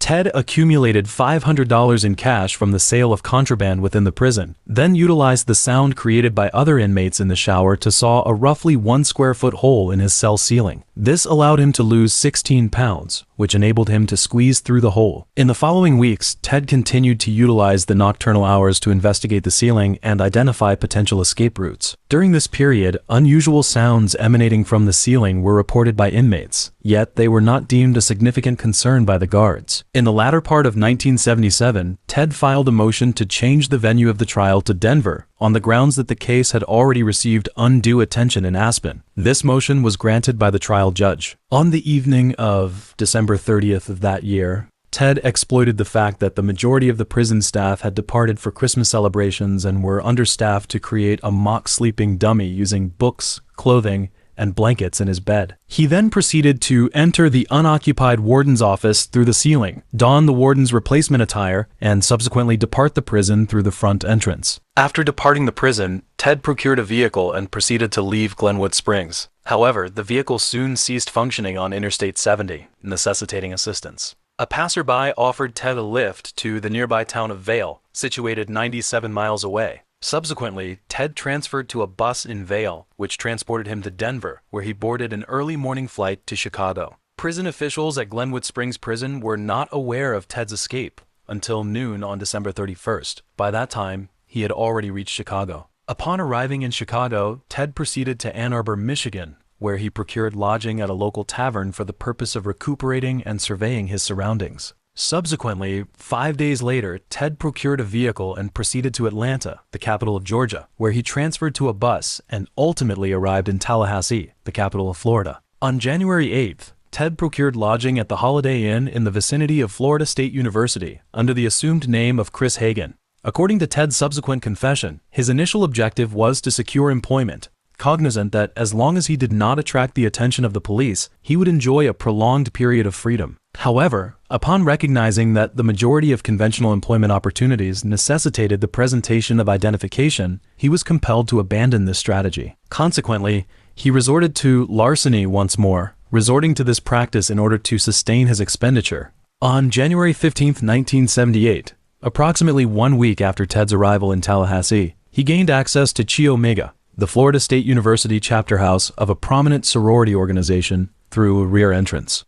There, he perpetrated the homicides of Margaret Bowman, age 21, and Lisa Levy, age 20, and inflicted severe injuries upon Kathy Kleiner and Karen Chandler in the adjacent dormitory room. Kathy subsequently attributed their survival to the sudden illumination of their dormitory room by the headlights of a passing vehicle, which caused Ted to flee in terror. Subsequent to departing from Chi Omega's clubhouse, Ted gained access to a basement apartment situated 8 blocks away. There, he proceeded to assault Cheryl Thomas, an FSU student who resided at the aforementioned location. The attack resulted in Thomas sustaining a dislocated shoulder, 5 fractured bones throughout her body, and ultimately necessitating the cessation of her dance career due to the irreversible consequences of her injuries, including permanent deafness and brain damage. Subsequently, a semen stain was discovered on Cheryl's bed, accompanied by a stocking mask containing 2 hairs believed to belong to Ted. However, at the time, the police lacked the requisite investigative techniques to make an accurate match. Consequently, they were only able to test for blood type and other characteristics, which yielded inconclusive results. On February 8, 1978, Ted drove the stolen van 240 miles east to Jacksonville, where he accosted Leslie Parmenter, the 14-year-old daughter of a Jacksonville Police Department detective, in a parking lot. He claimed to be Richard Burton of the fire department, but immediately fled when Leslie's brother arrived on the scene and questioned him. On that day, Ted proceeded to turn back westward, traversing an additional 97 miles to reach Lake City. The following day, Kimberly Diana Ritchie, a 12-year-old female student at Lake City Junior High School, inexplicably vanished after being summoned by her instructor to retrieve a misplaced item. An exhaustive search was subsequently conducted, resulting in the discovery of Kimberly's remains 7 weeks later in a hog barn situated in proximity to the Suwannee River State Park. The cause of death was determined to be a fatal stabbing to the neck. On February 12th, Ted, in a hurry because he lacked the requisite funds to meet his rental obligations, and because he believed that a police investigation was imminent, procured a vehicle and fled Tallahassee, heading westward toward the Florida Narrows. 3 days later, Pensacola police officer David Lee initiated a traffic stop near a cordon set up by the state of Alabama, suspecting that the vehicle in question was stolen. Upon being informed by David that he was about to be arrested, Ted initiated an assault on the officer and subsequently attempted to evade apprehension. David discharged a warning shot and then initiated a pursuit, during which Ted attempted to seize David's sidearm. Ultimately, David was able to subdue Ted and effect his arrest. Police later recovered 3 student IDs belonging to female FSU students, 21 stolen credit cards, a television, a pair of flat black-rimmed glasses, and a pair of plaid pants from Ted's stolen vehicle. The latter 2 items were revealed to be props he had utilized while assuming the identity of Richard Burton from the fire department. David was unaware that he had arrested one of the FBI's 10 most wanted criminals when he sent Ted to prison. The only reason he had arrested Ted was because Ted had said, "I hope you kill me." In June 1979, Ted was tried in Miami for the Chi Omega homicide and assault. The case attracted significant media attention, with nearly 250 journalists from around the world following the proceedings. It was the first televised trial in the United States.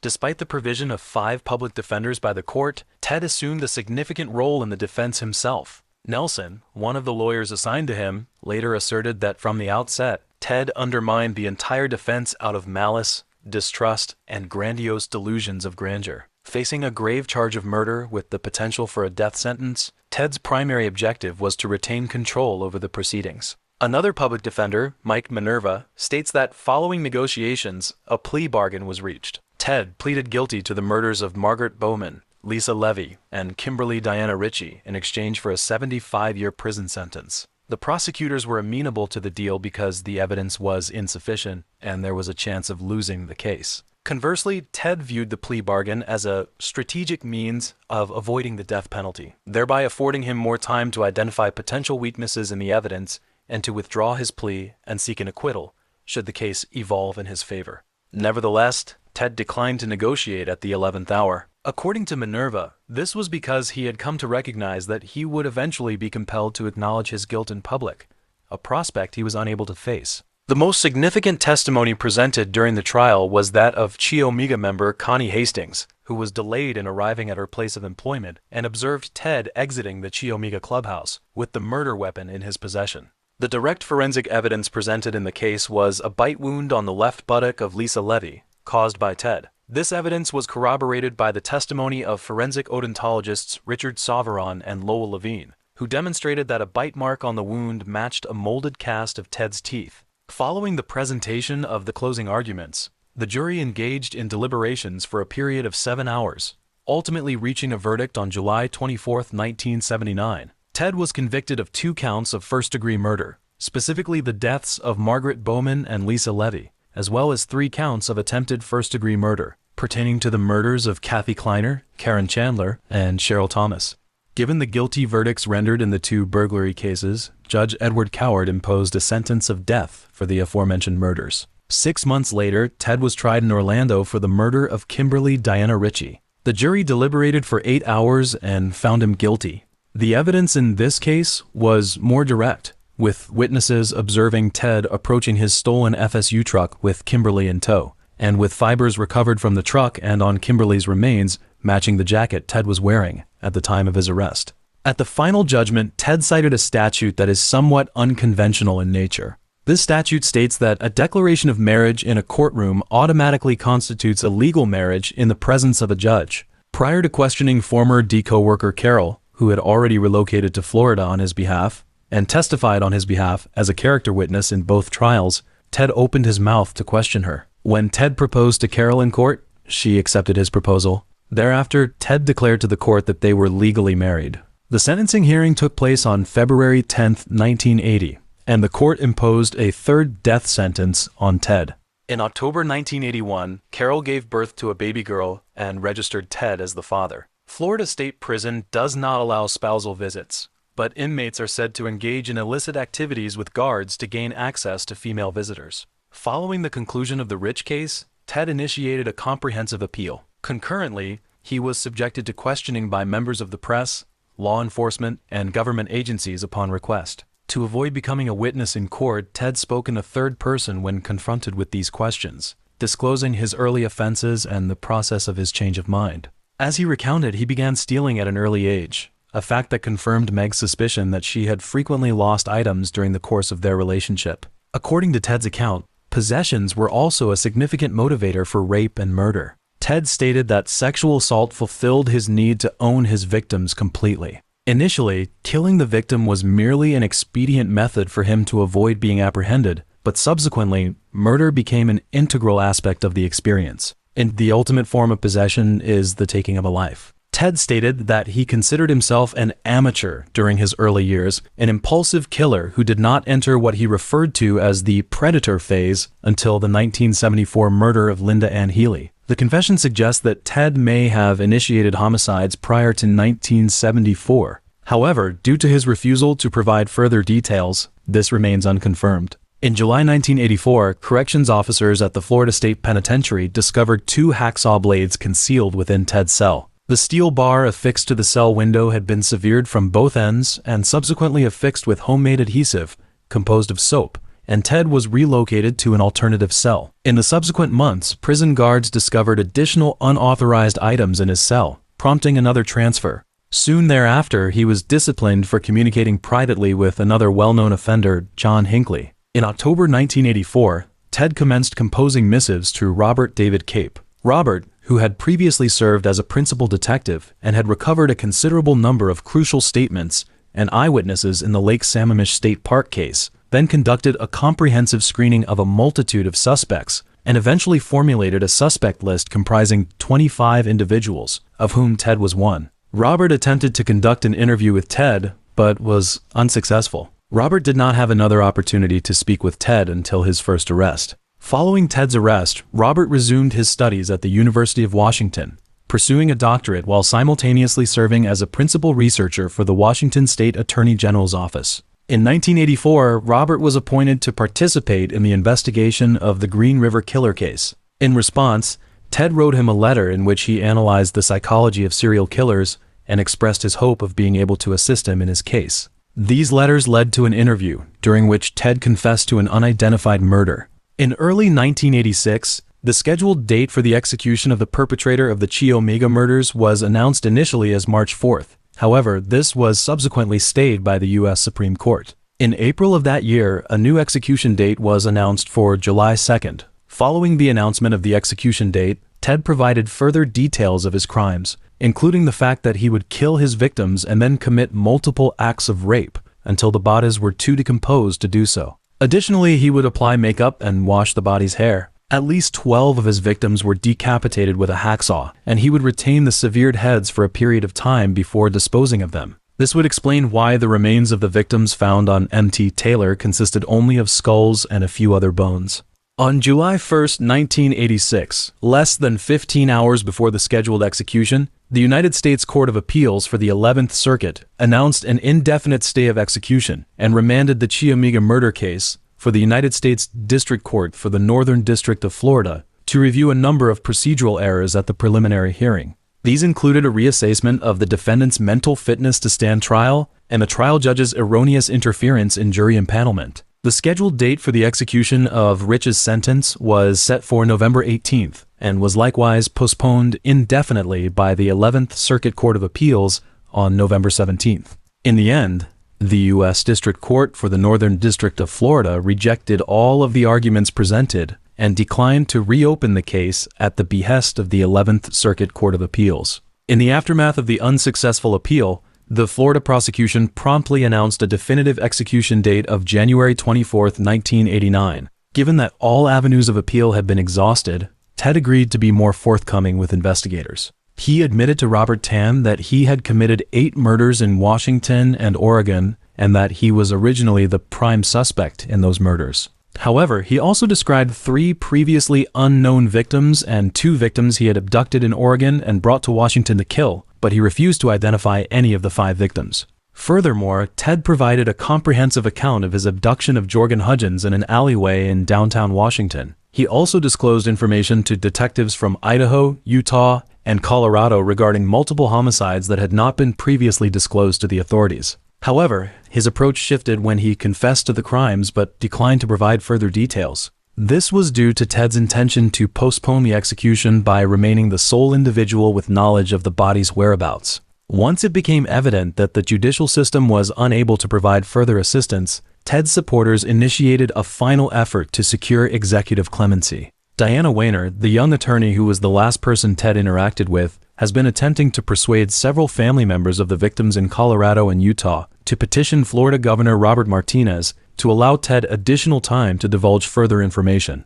However, these requests have been rejected. In his subsequent written account, Nelson states that the families of the victims have come to terms with the reality of their loved ones' deaths at the hands of Ted, and that they no longer require a confession from him. However, Carol, who had maintained her belief in Ted's innocence throughout the trials, felt betrayed when Ted began to plead guilty.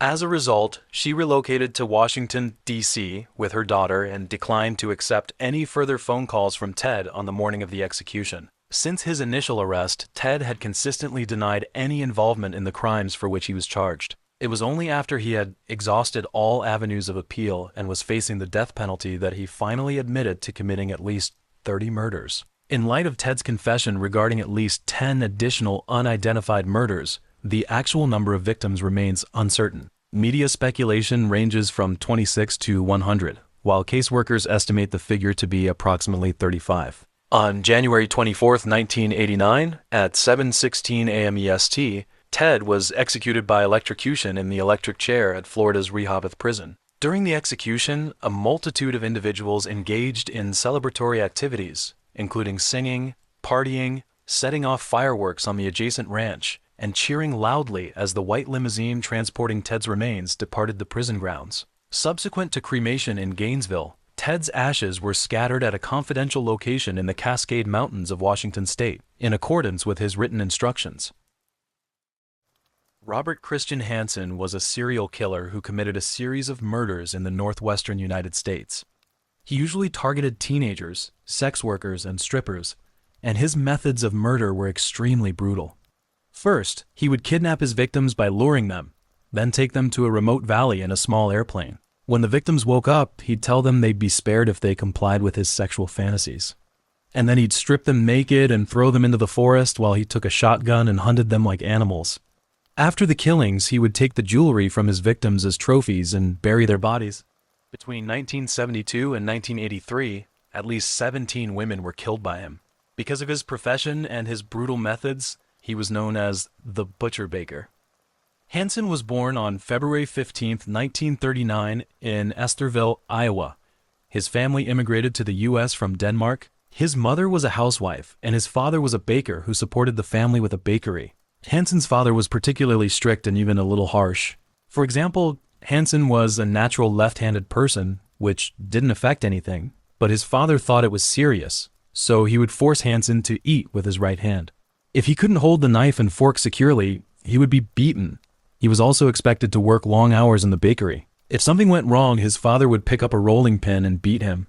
Growing up in such a high-pressure family environment, Hansen's personality became very weak, low in self-esteem, and shy. On top of that, he also had a speech impediment called stuttering. Especially after puberty, he had severe acne, so Hansen was often teased at school. In middle school, a lot of people fall in love and date, but he could only watch from the sidelines. He was always quiet with girls, and even when he tried to talk to them, they didn't like him. So it could be that the strong sexual desire of adolescence and his extremely low self-esteem together made Hansen hate all women. Hansen didn't fit in with his classmates in high school. He had a lot of responsibilities at home, including heavy bakery work and different religious beliefs, and he was poor and had low self-esteem. This made it difficult for him to participate in various choirs and sports clubs. He didn't like school and women. The loneliness of the environment made Hansen turn to hunting. It's a solitary pursuit, and he's very talented. After a period of practice, his hunting skills improved very quickly, often catching a lot of prey. Hansen joined the U.S. Army Reserves in 1957 and was discharged after a year. That same year, he had his first sexual experience after being seduced by a sex worker. He was then employed as an assistant instructor for junior police officers at a police academy in Pocahontas, Iowa. He met and married a young woman there. But on December 7, 1960, he was dissatisfied with his high school life and wanted revenge. He threatened another man to join him in setting a fire, and they set the high school bus garage on fire. This not only cost his job and also got him sentenced to 3 years in prison. During his incarceration, his wife opted for a divorce. 20 months later, he was released from prison. Rather than going to work without an income, he turned to burglary to make ends meet. In fact, he was incarcerated several times for burglary during that time because he enjoyed the thrill of it so much. Hansen met his second wife in 1967. This time, he and his wife moved to Anchorage, Alaska, and wanted to start a new life. He had 2 children with his wife and planned to open a bakery. But he didn't have money, so he bought expensive insurance for his family's things and then pretended to be robbed and cheated of the insurance money. Then, he opened a bakery with this money and became a baker. Over the next few years, he bought a small plane, even though he didn't have a pilot's license. Furthermore, his neighbors liked him because he was a skilled hunter. He had broken the local bow hunting record 4 times and had an entire wall in his house filled with trophies from hunting competitions. In December 1971, Hansen was arrested twice. The first time was for attempting to rape a housewife, and the second time was for raping a sex worker. However, the charge was later dropped. It's not clear when Hansen's first murder took place, but police believe it was in 1971. On December 22nd, Celia Van Zanten, who was 18 at the time, and her 2 brothers were watching a movie and smoking marijuana. Celia wants to buy a soda because the marijuana smoke in her room was making her thirsty. She left the house around 8:30 p.m. because the supermarket closed at 9 p.m., but she didn't end up going to the supermarket. It was 2 days later that her brothers reported her missing. Someone saw Celia walking to the supermarket between 8:45 p.m. and 9. Another neighbor said he saw Celia on Northern Lights BLVD around 9 p.m. Her body was found 3 days later near Chugach State Park. The medical examiner said she had frozen to death and had stab wounds to her chest and strangulation marks on her wrists. The police believe that Hansen raped and killed Celia. This happened 3 days after Hansen raped the sex worker, and there's a marker on his airplane map in the area where Celia's body was found. So he's thought to be the killer, but there's no proof linking him to the case. The second was 17-year-old Megan Chaubon Emmerich, who was at boarding school at the time, but disappeared after leaving the laundry room of her dormitory. Hansen, who was later considered a suspect in Megan's disappearance, denied. He said he wasn't involved in her disappearance, but the police still think that Megan might have been one of Hansen's victims. Reports say that Hansen told an inmate he'd taken Megan to a cabin in the Seward area and killed and buried her. Mary Kathleen Thill, 22 years old. On July 5, 1975, she was driven to a bakery by a friend. Then she disappeared near a waterfall in Seward between roughly 1:30 p.m. and 2 p.m. Because a marker on Hansen's airplane map was located there, the police thought he might have something to do with Mary's disappearance, but Hansen said he wasn't involved. Hansen was arrested once in 1976, but not for murder. He was charged with burglary for stealing a chainsaw from Fred Meyer's in Anchorage. That's why he didn't commit murder for several years after that. And he was diagnosed with bipolar disorder after taking psychological tests and sentenced to 5 years in prison. He was required to undergo psychiatric treatment, but the Alaska Supreme Court reduced his sentence so that he ultimately served less than 5 years. Eklutna Annie is thought to be the only unidentified victim. Her body was found in Eklutna, Alaska on July 21, 1980. Hansen has confessed to stabbing her to death in the back after she tried to flee his vehicle. It's unclear whether she was a prostitute or not, and although Hansen said she might have been from Kodiak, others thought she was from California. She was identified as having European ancestry, but she might also have had Native American ancestry. Investigators and forensic scientists are still trying to identify her using updated facial reconstruction and genetic methods. Joanne Messina was a 24-year-old stripper who went missing on May 19, 1980 in Seward, Alaska. According to Hansen's confession, he and Joanne went out to dinner, during which Joanne offered to trade sex for money. He then drove Joanne and her dog to a remote location and shot her twice with a .22 caliber revolver, as well as her dog once. Then he dumped Joanne's body in a gravel pit and poured gravel over it. Her badly decomposed body was discovered on July 8, 1980, after it had been destroyed by wildlife. Roxanne Eastland was a 24-year-old woman who went from missing on June 28, 1980, in Anchorage, Alaska. At the time, she was staying at the Economy Inn on Spenard Road. She'd been with her boyfriend for the past 2 weeks.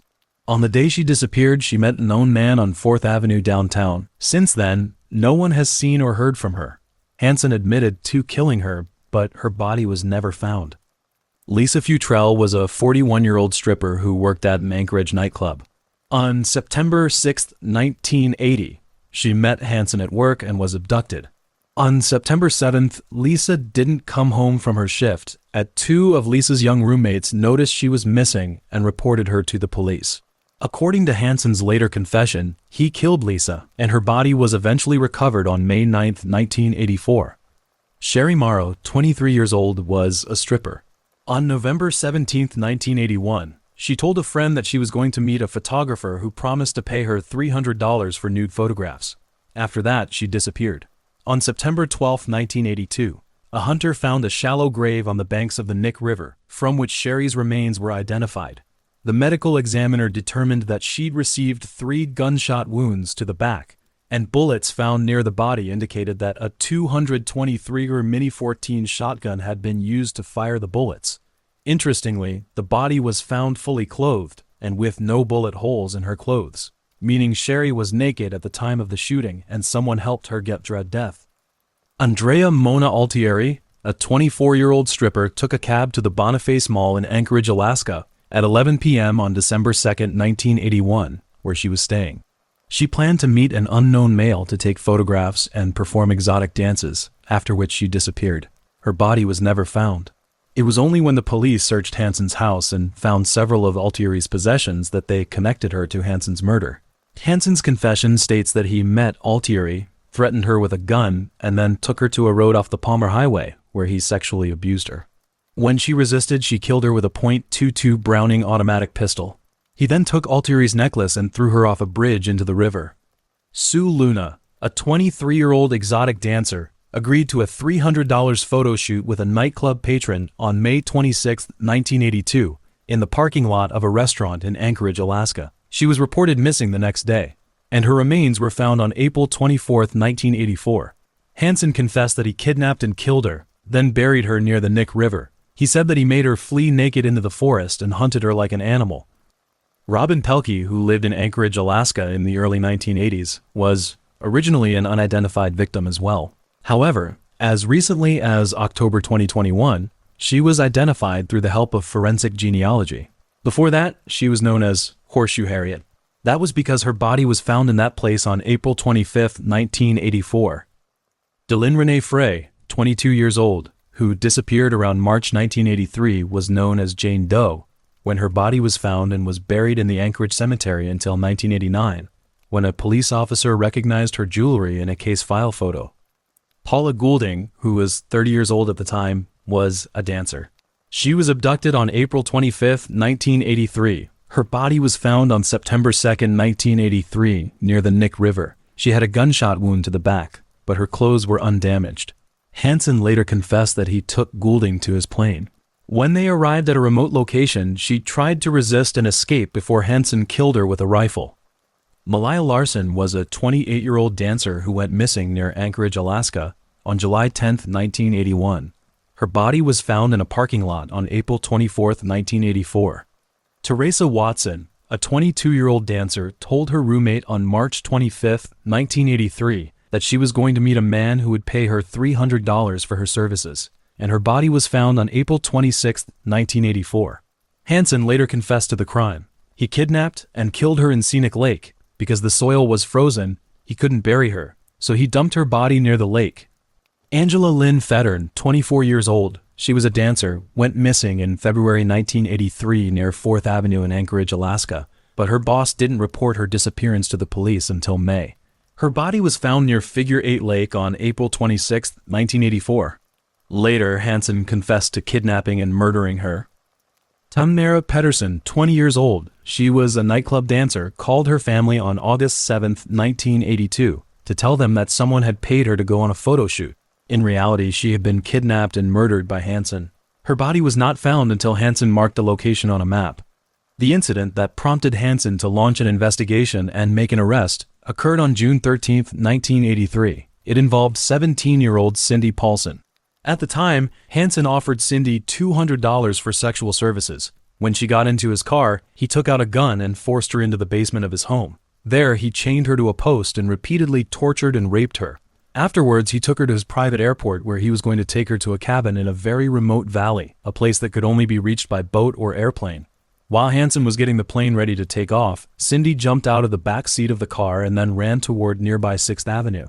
Hansen was really scared and tried to catch her, but a truck passed by at that exact moment. Cindy stopped the truck, and the driver got out of the car and saw the bruises on her body. He realized the situation was serious and took her to the nearest motel, Mush Inn. The staff there helped Cindy call her boyfriend, and the truck driver reported the incident to the police. The police then took Cindy to the station, where she described the details of the perpetrator. They questioned Hansen, who said Cindy was a sex worker trying to blackmail him. This was an excuse Hansen had used before. Then, the police didn't consider him a serious suspect because of his demeanor, his job as a baker, and the alibi of one of his friends, John Henning. Although Hansen was not arrested, the police were still trying to find some information about him, because they'd found the bodies of Eklatna Annie, Joanna Messina, and Sherry Morrow in and around Anchorage. One of the detectives thought that all 3 women had been murdered by the same person. During the investigation, he thought that the killer might be an experienced hunter with low self-esteem and a history of being rejected by women. He also thinks the killer might have a language barrier, and it just so happens that Hansen is one of the local men who fits these descriptions, especially since he also owns a small airplane that would allow him to complete the steps of dumping the bodies with great ease. After Cindy gave her testimony and the detective finished his analysis, the police got a warrant to search Hansen's plane, vehicle, and house. On October 27, 1983, investigators found lots of the missing woman's jewelry and a bunch of guns. They also found a .223 caliber Ruger Mini 14 semi-automatic rifle at Hansen's home. There were multiple markers on Hansen's map, and 3 of those matched the locations where the bodies of the 3 victims were found. When he was arrested, he was charged with assault, kidnapping, multiple weapons offenses, burglary, and insurance fraud. The insurance fraud charge was for the same money that Hansen used to open the bakery and buy the small airplane. When he was confronted with the evidence, Hansen initially denied all charges. However, he later confessed to 4 murders that the police had evidence of. He also provided details of other victims in exchange for serving his sentence in federal prison. At his last trial, Hansen was sentenced to 461 years in prison without the possibility of parole. In May 2014, he was transferred to the Anchorage Correctional Center for health reasons. He passed away on August 21, 2014, at the age of 75 at the Alaska Regional Hospital in Anchorage.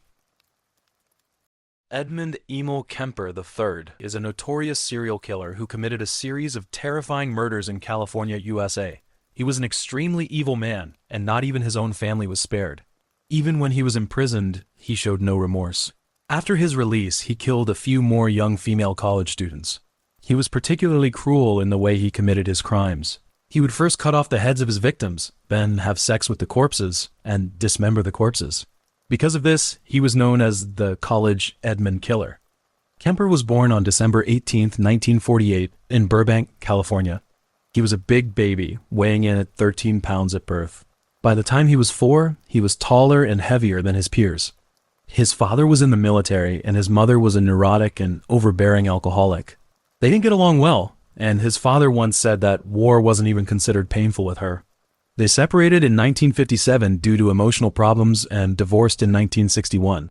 Kemper was brought to Montana to live with his mother, but he preferred to stay with his father because of a severe communication breakdown between him and his mother, who routinely demeaned, humiliated, and abused him, as well as making him sleep in a locked basement. During his childhood, Kemper exhibited antisocial behavioral traits and demonstrated a lack of compassion towards animals. At the age of 10, he buried a pet cat alive and subsequently exhumed the corpse before decapitating it and affixing the severed head to the wall using a pocket knife. When his actions caused discomfort to his family, he relied on lying to cover up evil behavior, from which he got sickly happiness. When he was 13, he became jealous that the family's other pet cat preferred to cling to his sister, so he killed and dismembered that cat and hid part of its body in a closet until his mother smelled the stench of the corpse. In addition to this, he also did strange rituals with his sister's dolls, cutting off their heads and hands. His sister Susan hated him too. Once Susan and he were walking near the train tracks, and when the train came by, Susan actually tried to push him towards the train. Another time, when they were swimming in the pool, Susan pushed him into the deep end and almost caused him to drown. Susan would also mock Kemper by asking him why he didn't kiss his teacher. However, Kemper's response was also horrifying, saying that if I wanted to kiss her, then I would have to kill her first. In interviews in his later years, he referred to his childhood, saying that he liked to play the gas chamber and electric chair games, where he would get his sister to tie him up and pretend to turn on the switch to the machine, and then he would struggle on the floor, pretending to be executed by gas or the electric chair. As a teenager, Kemper grew quickly in height and weight, but his mother did not praise him for it. One day, when he came home from school, he heard his mother talking on the phone with his father. She was mocking Kemper as a weirdo and saying that he looked exactly like his father and that no woman would ever fall in love with him. These words hit Kemper hard, causing him pain and anger. At that moment, he decided to leave the home that had filled him with so much hurt. With a glimmer of hope in his heart, he wanted to go to California to find his father, longing for the warmth. When he found his father, he realized that he had remarried and had a stepson. By that time, Kemper felt like an extra, so he stayed for only a short time before obeying his mother and going to live with his grandparents on a ranch in California. He didn't like working on the ranch with his grandparents, so he chose to attend Sierra Union High School near the ranch. His teachers saw him as a quiet, trouble-free person with average grades and no problems other than his size.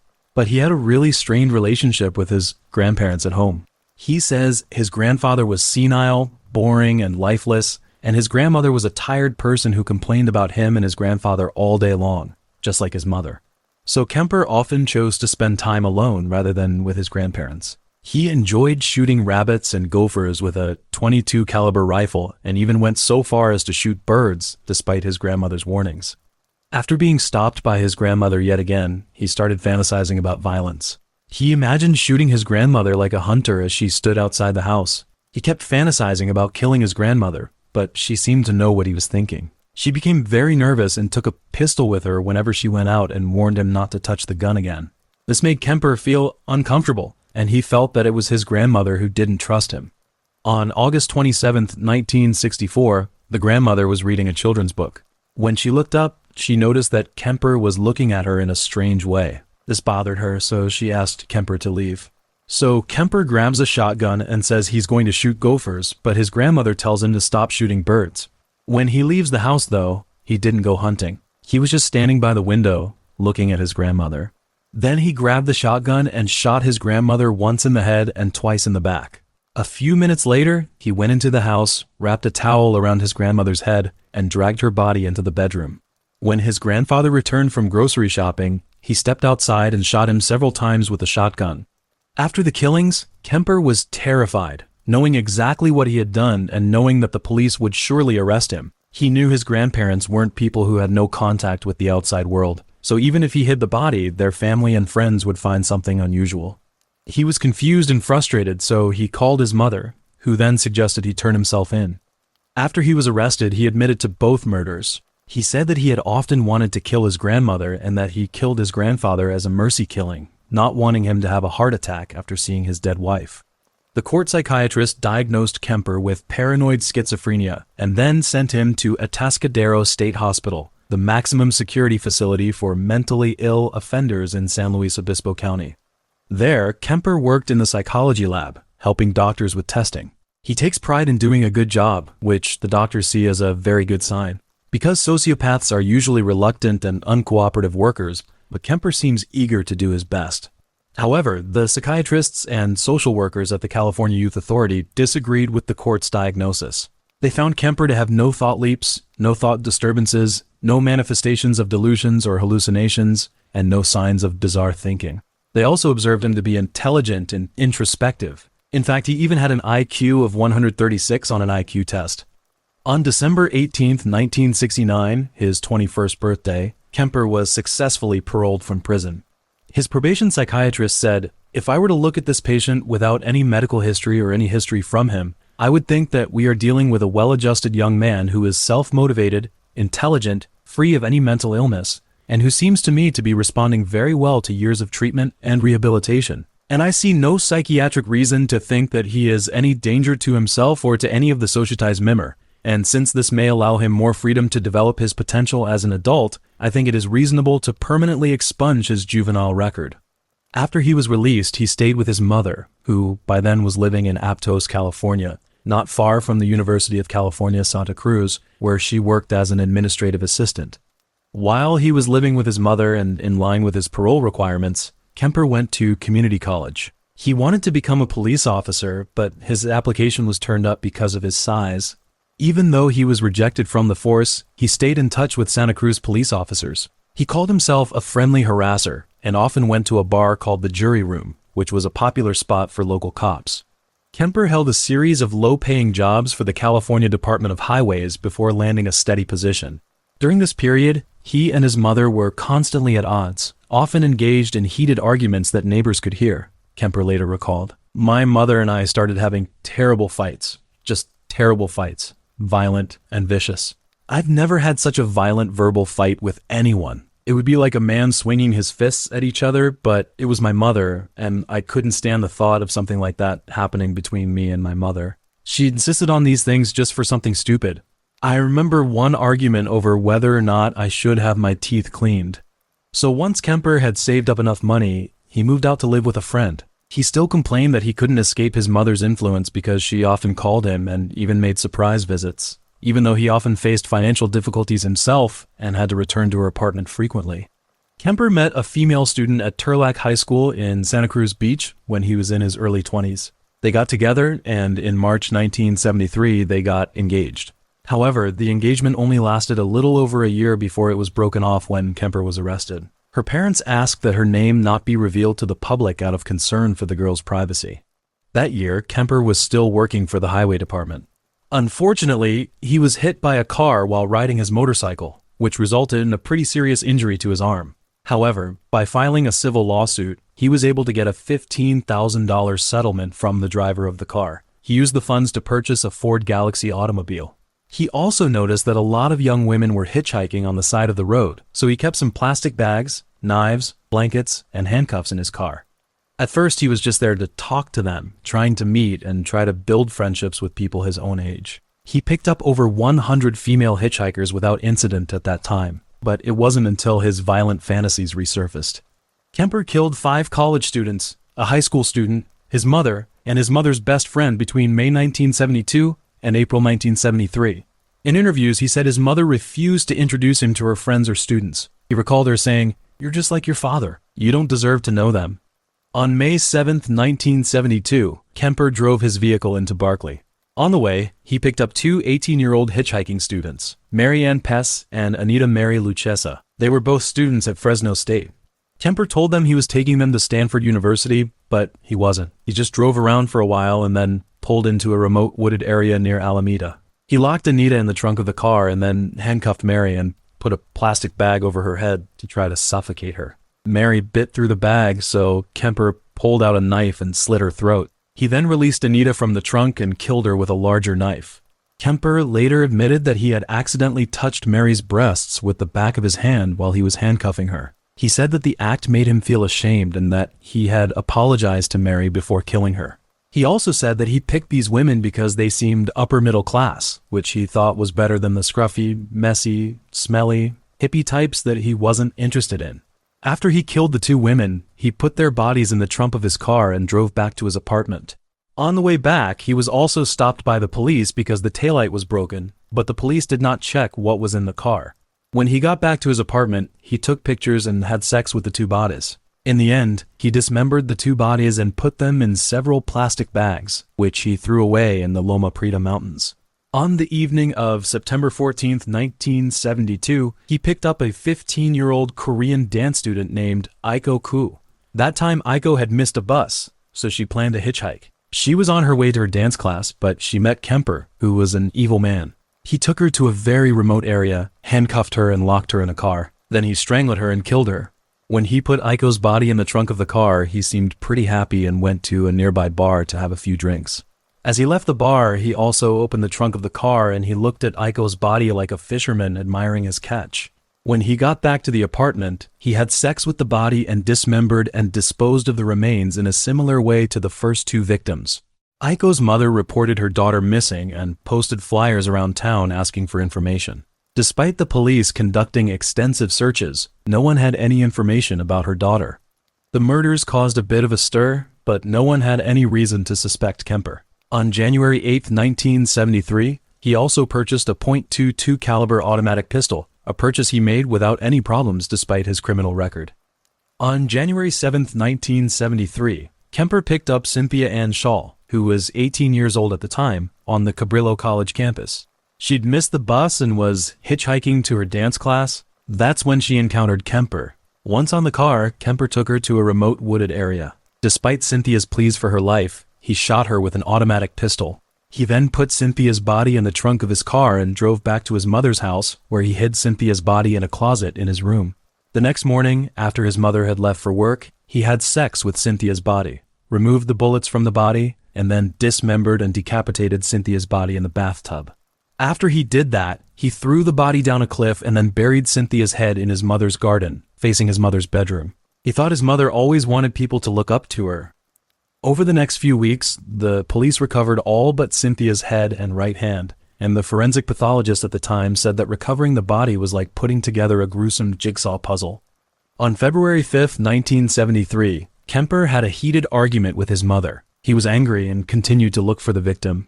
At the time, the Santa Cruz area was already suspicious of serial killers, especially against hitchhikers. The police advised students to only accept cars with university stickers. But Kemper's mother worked at UCSF, so he was able to obtain such stickers as well.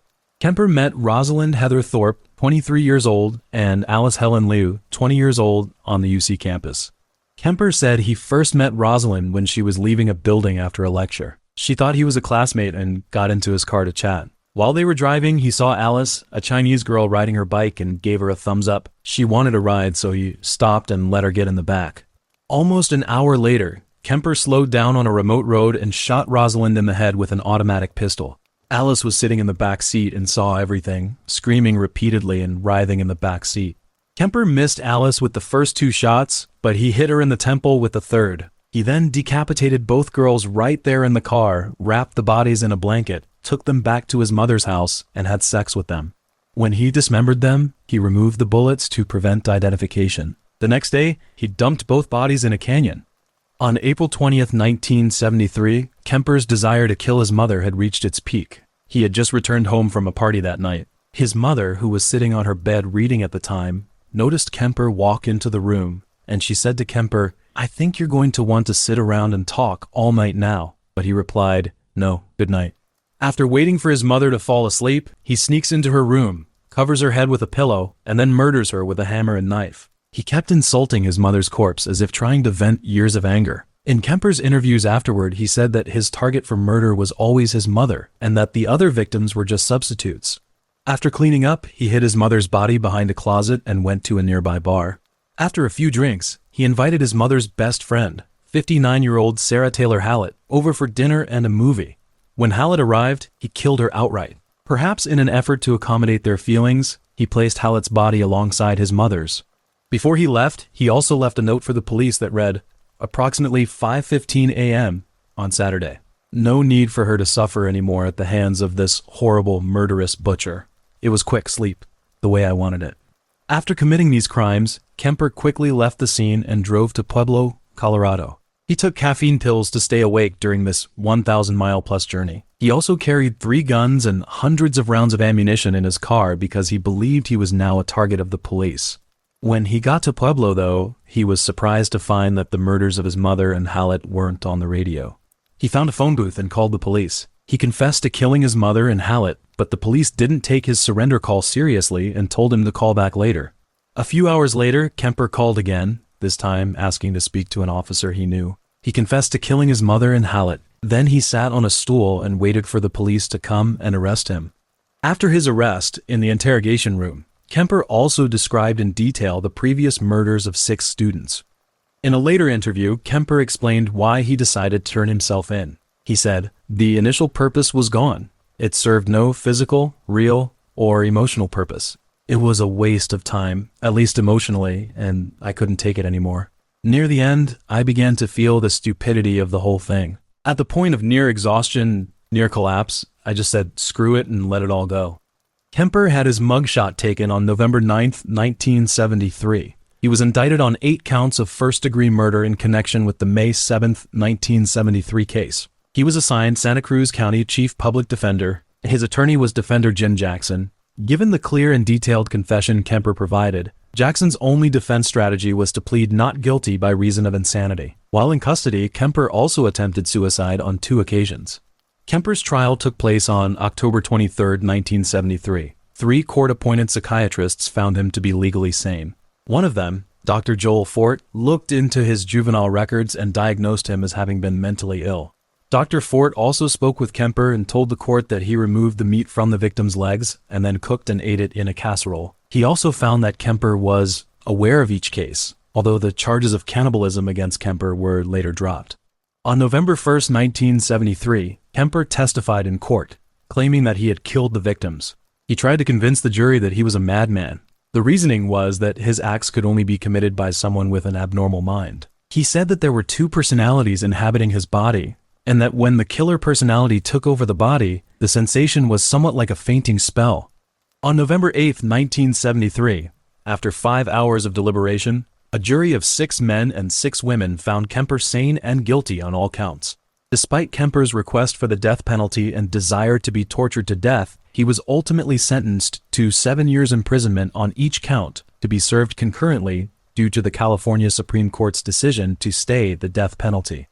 Kemper was also committed to a psychiatric hospital for re-evaluation, where doctors re-diagnosed him with antisocial personality disorder, narcissistic personality disorder, and schizoid personality disorder.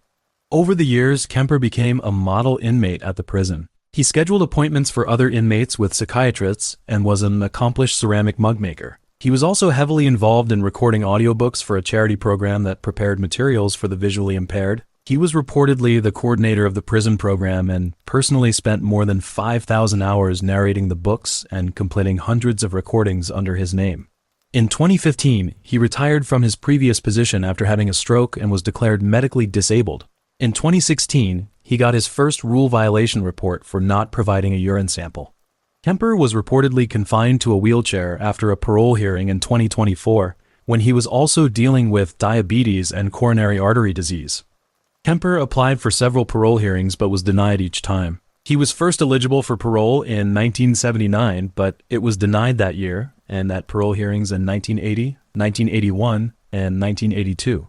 He later waived his right to a hearing in 1985, 1997, 2002, and 2012.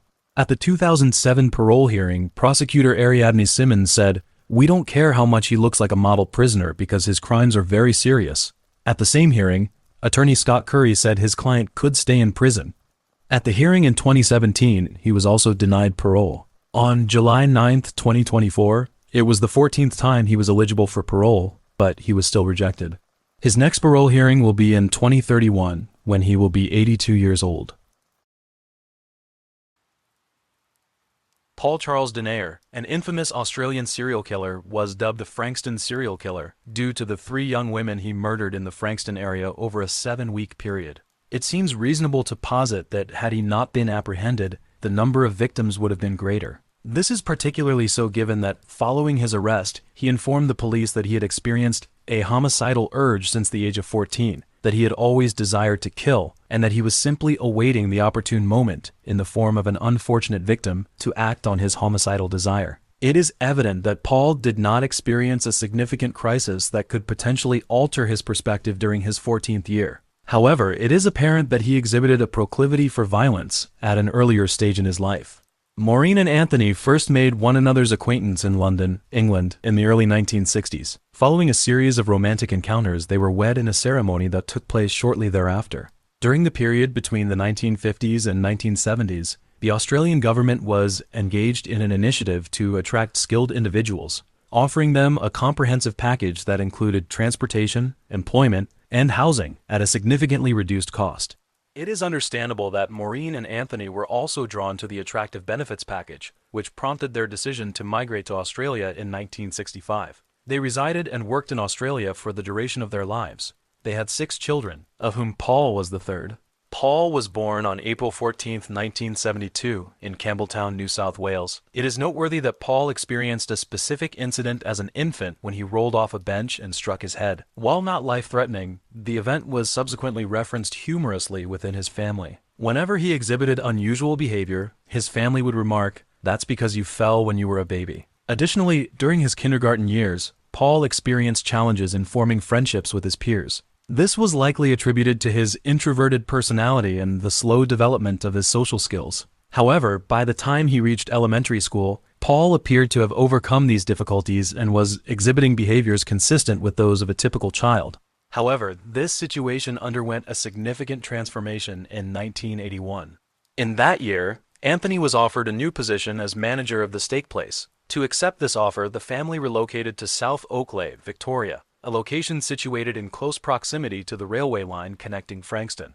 The relocation had a markedly deleterious effect on the social lives of the 6 children, particularly Paul, who experienced considerable difficulty in adapting and struggled to integrate into the new environment. He exhibited low self-esteem, a lack of confidence, and a lack of motivation too. Paul was reluctant to meet new people due to his apprehension about relocating once more. Additionally, he experienced a significant growth spurt, becoming taller and heavier than his peers, which further exacerbated his social anxiety. Furthermore, he endured bullying at his new educational institution, Northvale Primary School.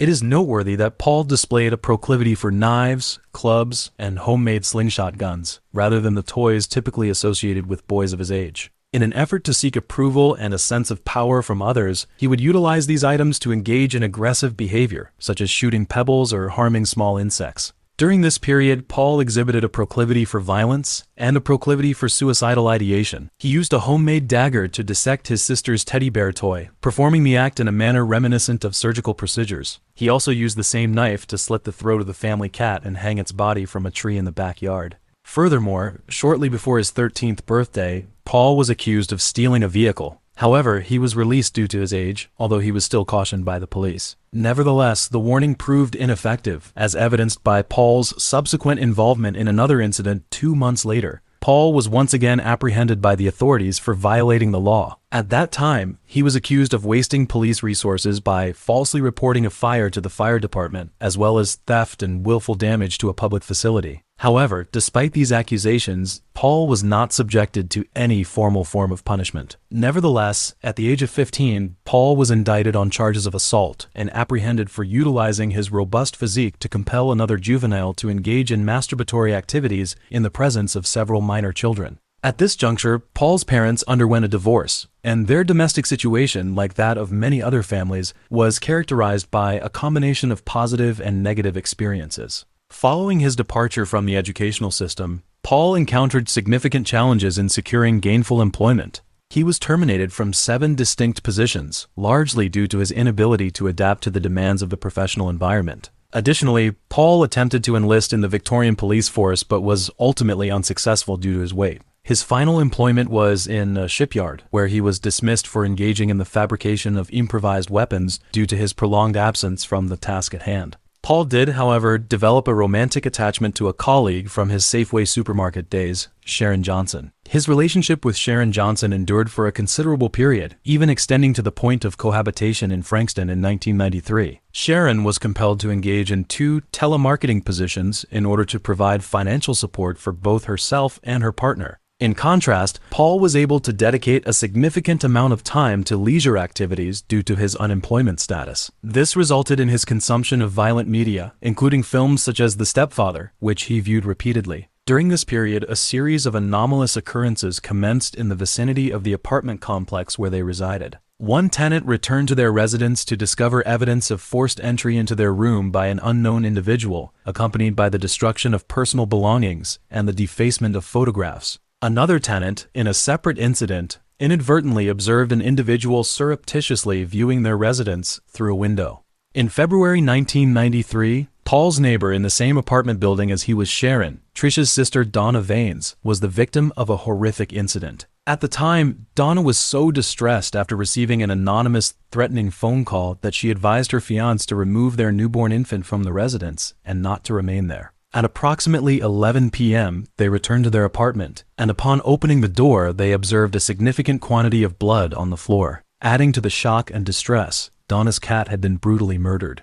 A picture of a woman in a bikini was strewn over its remains. Its entrails were left in the kitchen. Its blood was splattered everywhere, and "Donna, you're dead" was written in blood on the wall. In the bathroom, 2 felines had been decapitated and were positioned in a baby bath filled with blood. The laundry room was also marked by blood, with the walls displaying evidence of spatter and a plastic laundry basket containing infant garments. In the master bedroom, the contents of drawers were examined and cabinet doors were forcibly opened, resulting in the destruction of the door frames. The infant's garments were slashed, and a photograph of a partially nude model was positioned over the infant's crib. The words "Donna and Robin" were written on the mirror with white shaving foam.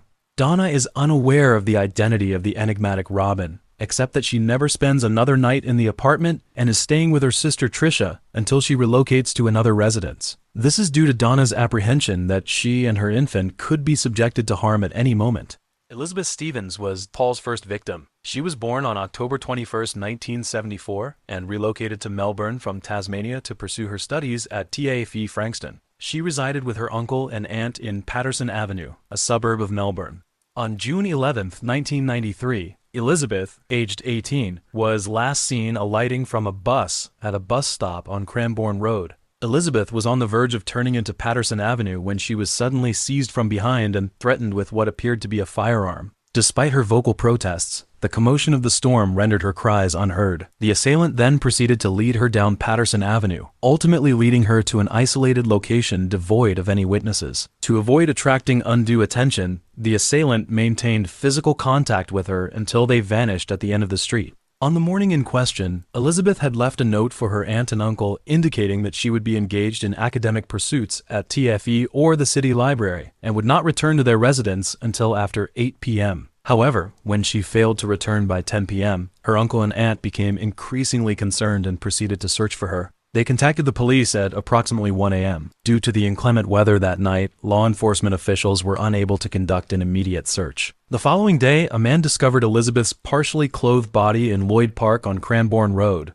As detailed in the police report, Elizabeth's body was discovered in a state of disarray. The cause of death was determined to be strangulation and stabbing, with evidence indicating that her throat had been slit. Of particular note were the 6 deep stab wounds to her chest, 4 deep incisions extending from her breasts to her navel, and 4 wounds cut at right angles, creating a distinctive crisscross pattern on her abdomen. The autopsy report also revealed the presence of multiple incised and abrasive wounds on the decedent's face, consistent with the use of a bladed weapon. Additionally, the report indicated that the decedent's nose was fractured and markedly swollen. Despite the suggestive evidence of trauma to the decedent's clothing, the coroner's investigation did not substantiate the hypothesis of sexual assault. The senseless and brutal killing caused great distress within the community, with Elizabeth's friends and family struggling to comprehend the motivation behind the attack. Police initially postulated that a mentally disturbed individual may have been involved in the attack, which they classified as a case of indiscriminate killing due to the absence of any known associates of Elizabeth. Law enforcement then initiated a comprehensive search for the perpetrator,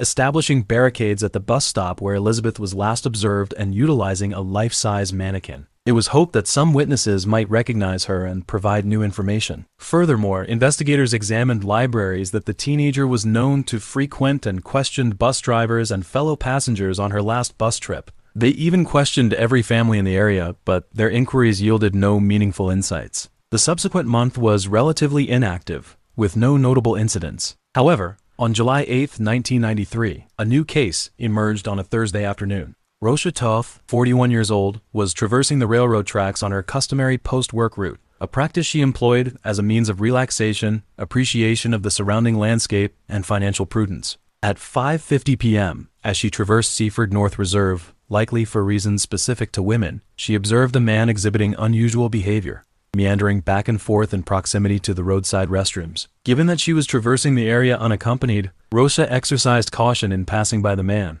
However, the anticipated attack ultimately transpired. The man, relying on his physical strength, forced Rosha into the unlit park. She was unable to resist due to the fact that the man was holding a pistol in his hand and pointing it at her head. Therefore, Rosha was compelled to comply with the man's perverted demands. However, after a period of time, she came to the realization that the pistol did not appear to be a genuine firearm. In order to survive, Rosha began to resist and, in the process, she severed the man's fingers. The man, in turn, continued to pull Rosha's hair in an attempt to inflict further pain. Fortunately, Rosha managed to break free from the man's grasp and fled to the highway, her torn stockings and pants providing little protection from the elements.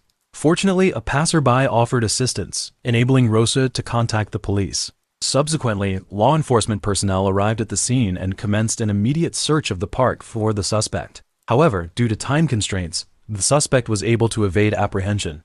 The individual in question was Paul. Rather than returning to his residence following his escape that night, he selected an alternative target. The individual in question is 22-year-old Deborah Freem, a resident of the vicinity of Conanoke Station in Seaford. She is a young mother who had recently given birth to a child approximately 10 days prior. At 7 p.m. that night, Freem procured milk from a local establishment for the purpose of preparing an omelette for her evening meal. She left her 12-day-old son and a male acquaintance at her residence. However, she did not return until 8 p.m., a delay that was inconsistent with the estimated time required to complete the errand, given the proximity of the store to her home. Freem's male friend, concerned for her well-being, contacted her boyfriend, the police, and the local hospital to inquire about her whereabouts and potential injuries. Despite their efforts, there was no indication of her whereabouts in the area. Consequently, they filed a missing person report at Frankston Police Station. 4 days later, on July 12th, a farmer discovered Freem's partially covered body in Taylor's Road, Callum Downs. The manner of death was consistent with that of Elizabeth. Freem had been strangled with a rope, her body savagely hacked, and her throat slit. The medical examiner's report indicated that Freem had sustained a total of 24 stab wounds to the head, neck, chest, and arms. The cause of death was determined to be asphyxiation. Additionally, the report noted that, similar to Elizabeth, she had not been sexually assaulted. A meticulous examination of the three cases revealed that both Elizabeth and Freem had sustained varying degrees of stab wounds and had died by the same method. Notably, Freem was abducted and murdered after Rosha had suffered an attempted abduction. This led to the conclusion that all three cases were the work of the same perpetrator. The dissemination of information in the Frankston area has been extensive, resulting in a notable decline in social activity. Local women have been observed retreating to their residences at night, and the streets have become noticeably less populated by day's end. Residents have also been observed engaging in a new daily routine, which has involved perusing the newspaper to stay informed about the latest developments in the extensive police search for the perpetrator. Nevertheless, 18 days later, a new victim is identified. Natalie Russell was the third and final victim. She was a 17-year-old female student at John Paul's College. On Friday, July 30th, 1993, Natalie was on her way home when she was attacked by Paul. Typically, Natalie rode her bicycle to school with her older brother. However, on that day, her mother drove her to school out of concern for her safety. However, during their formative years, most individuals are not yet attuned to the potential dangers that may be encountered in their daily lives, including those perpetrated by serial killers.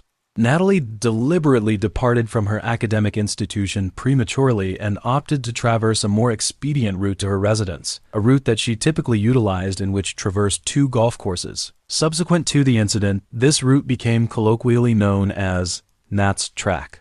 When Natalie did not return home until 8 p.m., her mother and brother proceeded to the school to conduct interviews with the teaching staff and students. Upon learning that Natalie hadn't in fact returned home early, they deduced that she had been involved in an accident. The police conducted a meticulous search and swiftly located Natalie's body, which had been forcibly dragged by Paul through a substantial opening in the barbed wire fence and into the surrounding foliage. Her demise was analogous to that of the other 2 victims in that she had been strangled and brutally slashed across the throat. However, during the attack, Natalie engaged in a series of struggles with Paul, resulting in the transfer of a small quantity of blood and tissue from Paul to Natalie's fingernails. The murder of Elizabeth was the initial occurrence that prompted a comprehensive police investigation, which persisted despite the absence of external forensic evidence at the scene and the lack of witness testimonies. The subsequent disappearance of Freem was similarly investigated through a police search and the examination of Conanook Creek by scuba divers. However, due to inclement weather conditions, no forensic evidence was recovered. One witness later recalled Freem's vehicle, a gray Nissan Pulsar, which she was operating in an erratic manner and repeatedly flashing her high-beam headlights.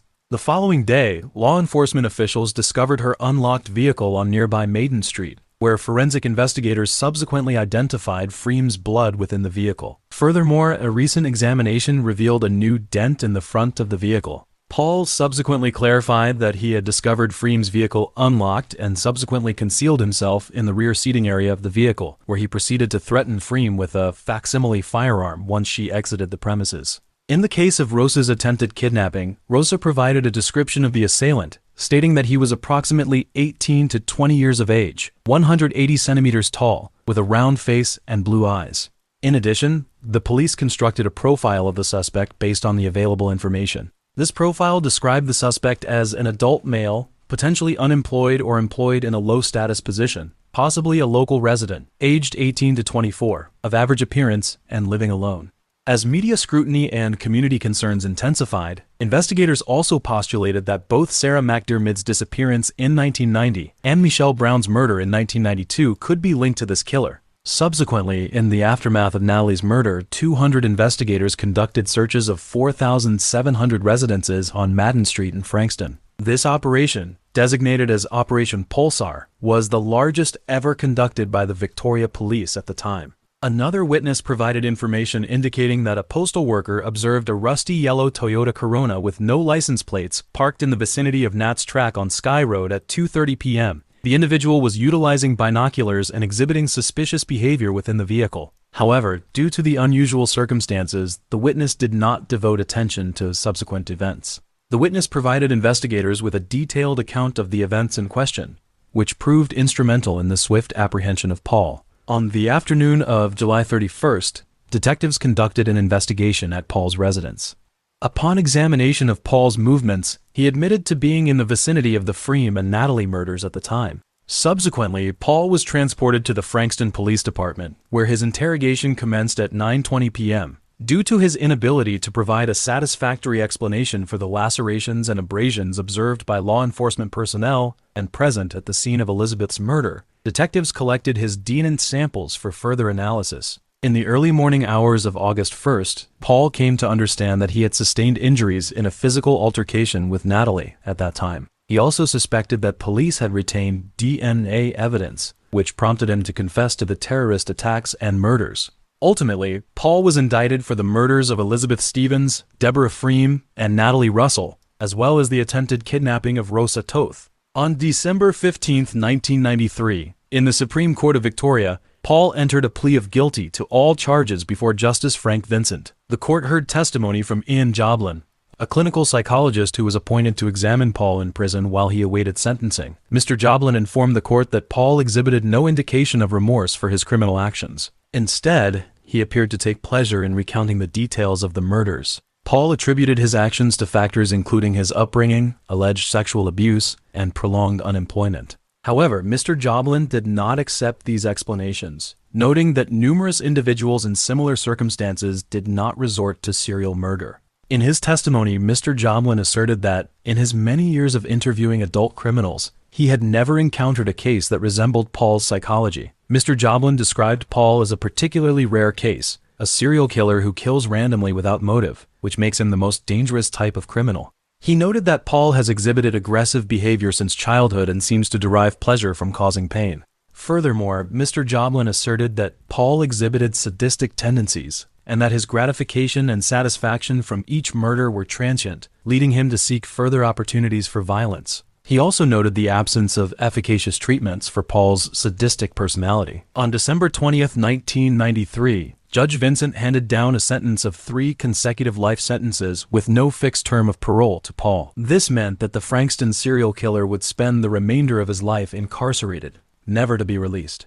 Additionally, Judge Vincent imposed an additional 8 years imprisonment for the kidnapping of Rosa Toth. In her sentencing remarks, Judge Vincent stated, "The concern you have caused for thousands of women in the community will persist for an extended period. For many, your actions have accelerated their apprehension when returning home on foot, or caused parents to experience heightened anxiety when their children are delayed."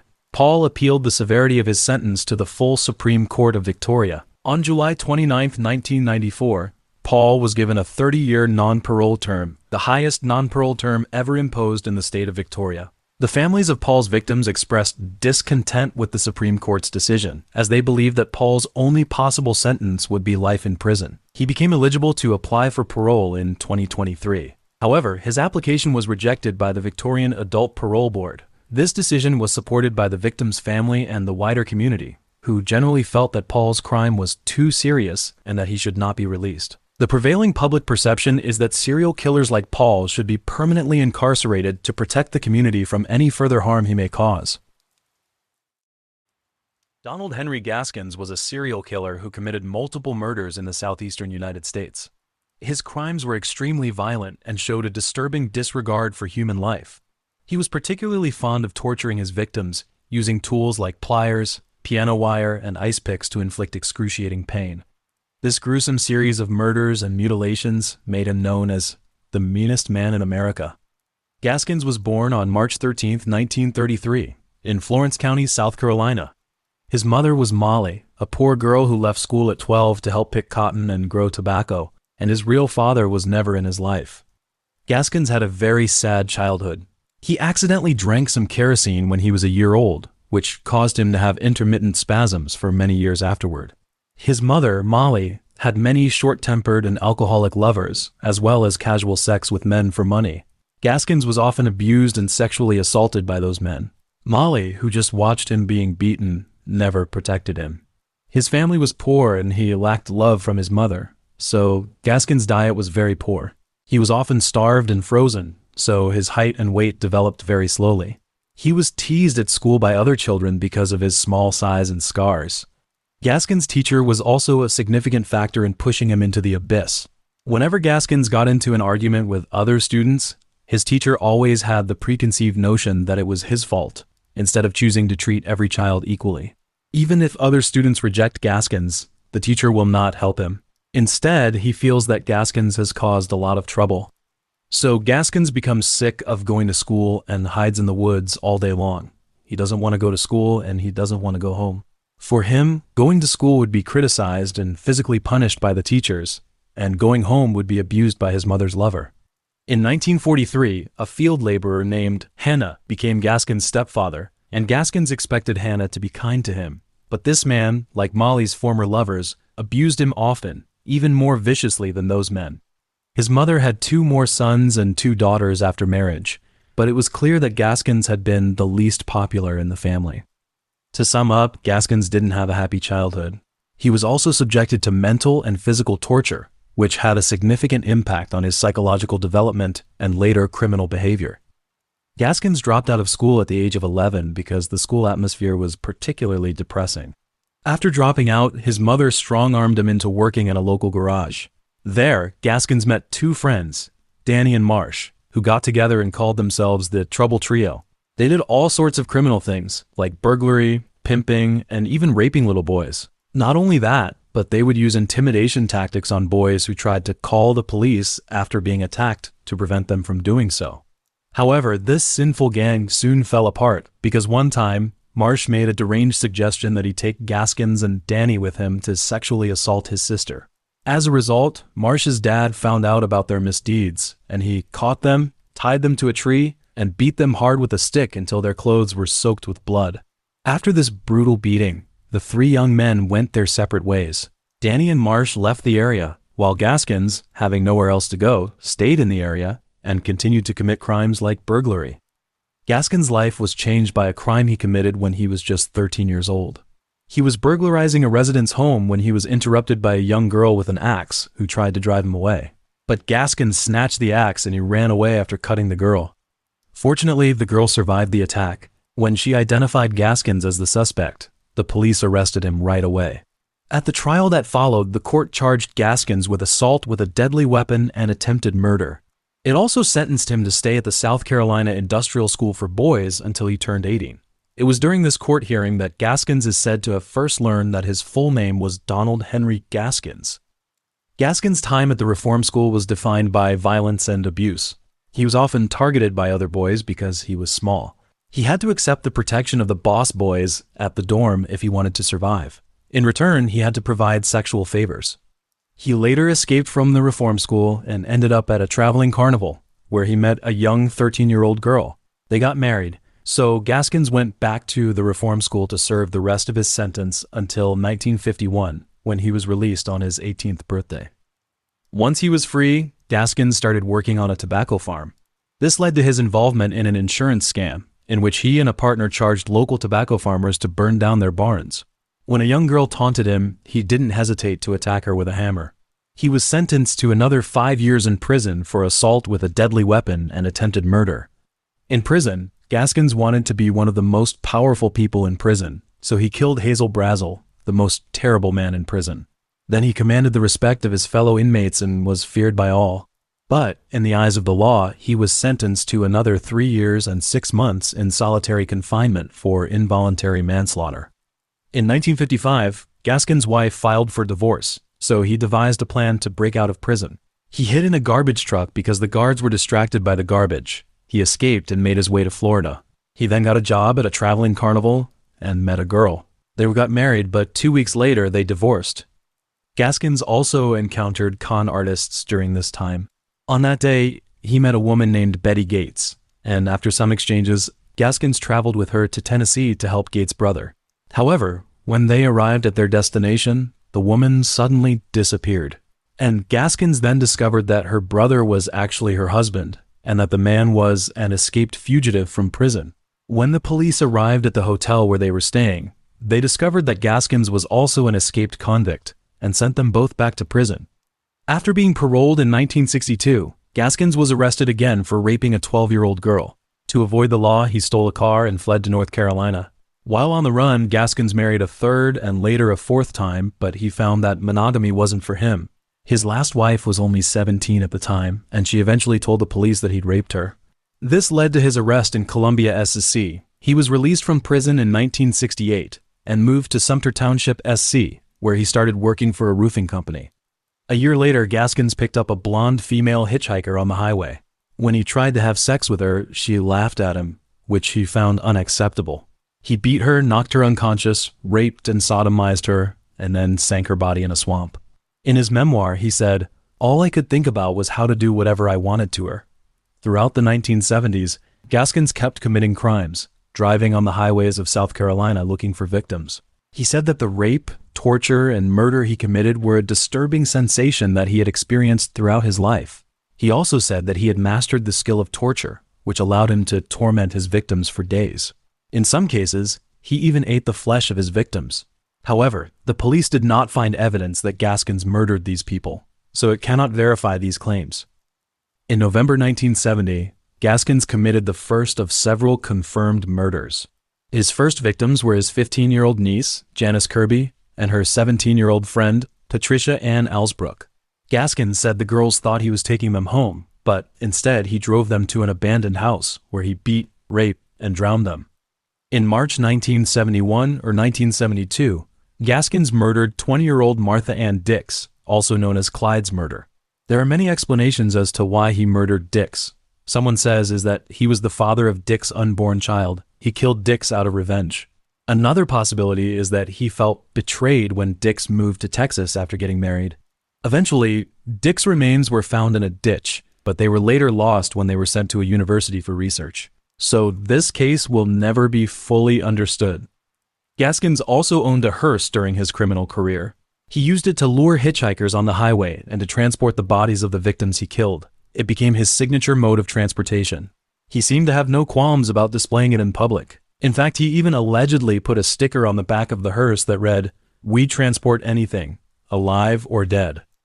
Gaskins was also a racist guy. In June 1973, he raped and drowned 22-year-old Doreen Hope Dempsey and her 2-year-old daughter, Robin Nichelle Dempsey. Doreen was 22 and pregnant with her second child. Gaskins was upset about her relationship with an African-American man and her second pregnancy. He was driven by heightened and disturbing feelings that led to the brutal murder of Doreen and her child. That day, Gaskins took Doreen to his backyard pond, where he drowned her and her children. In June 1974, Gaskins committed the brutal murders of 2 acquaintances, Johnny Sellers, age 36, and Jessie Ruth Judy, age 22. Gaskins had been involved in a boat theft crime with Sellers. By the time he had sold the stolen boat, but failed to pay Sellers the dirty money, he was afraid that Sellers would reveal to the police that he had been involved in the theft and sale of the boat. In an effort to remove potential witnesses, he shot and killed Sellers. And Judy, who was also aware of his criminal activities and had witnessed his killing of Sellers, took a knife and stabbed Judy to death again. In February 1975, 45-year-old Silas Barnwell Yates was killed by him by slitting his throat. At his trial, the coroner concluded that Silas was taken to be killed with a knife, but Gaskins disputed this, saying he was killed with a karate machete. And this murder was directed by Silas's former girlfriend, Suzanne Kipper Owens, and her husband, John Owens, who were involved in an argument with Silas at the time, and who then paid Gaskins $1,500 to kill Silas. On April 10, 1975, Diane Bellamy Neely and Avery Leroy Howard were murdered. At the time, Diane was separated from her husband, Walter Neely, who was one of Gaskins' closest associates and an accomplice in his criminal activities. That day, Gaskins proceeded to stab Diane to death with a knife, citing her previous threat to report him to the police for allowing underage teenagers to engage in sexual intercourse on his premises. Meanwhile, Avery Leroy Howard, aged 34, was also killed due to the necessity of procuring funds to remunerate his legal counsel following his apprehension on charges of fraud and auto theft. Gaskins feared that Howard would divulge information about his criminal activities to the police and thus took a firearm and killed him. And then, 13-year-old Kim Gelkin was kidnapped by Gaskins in North Charleston, and she was sexually abused by many adult men, including Gaskins.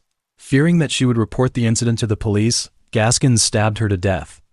October 10, 1975, was the murder of Dennis Bellamy, 27 years old, and John Henry Knight, 15 years old. They are also Diane's brothers. Dennis had stolen a number of guns from a gun store, and Gaskins was trying to pay for the guns, but when he got them, he did not pay money, and when Dennis came to confront him, he offered to return the guns in the woods behind his house. When Dennis followed him to the woods, he shot and killed the unsuspecting Dennis. In order to eliminate all the witnesses, Gaskins told Dennis's brother, John, that Dennis was waiting for him in this grove. When John arrived at the grove, Gaskins killed John in the same manner to ensure that his crime would never be revealed. Gaskins was arrested by the police on November 14, 1975. Walter had told the police that Gaskins had always told him that he had killed several people listed as missing within the past 5 years, and he also indicated where those victims were buried. On December 4, 1975, Walter led the police search the area near Gaskins' home and found the bodies of several victims.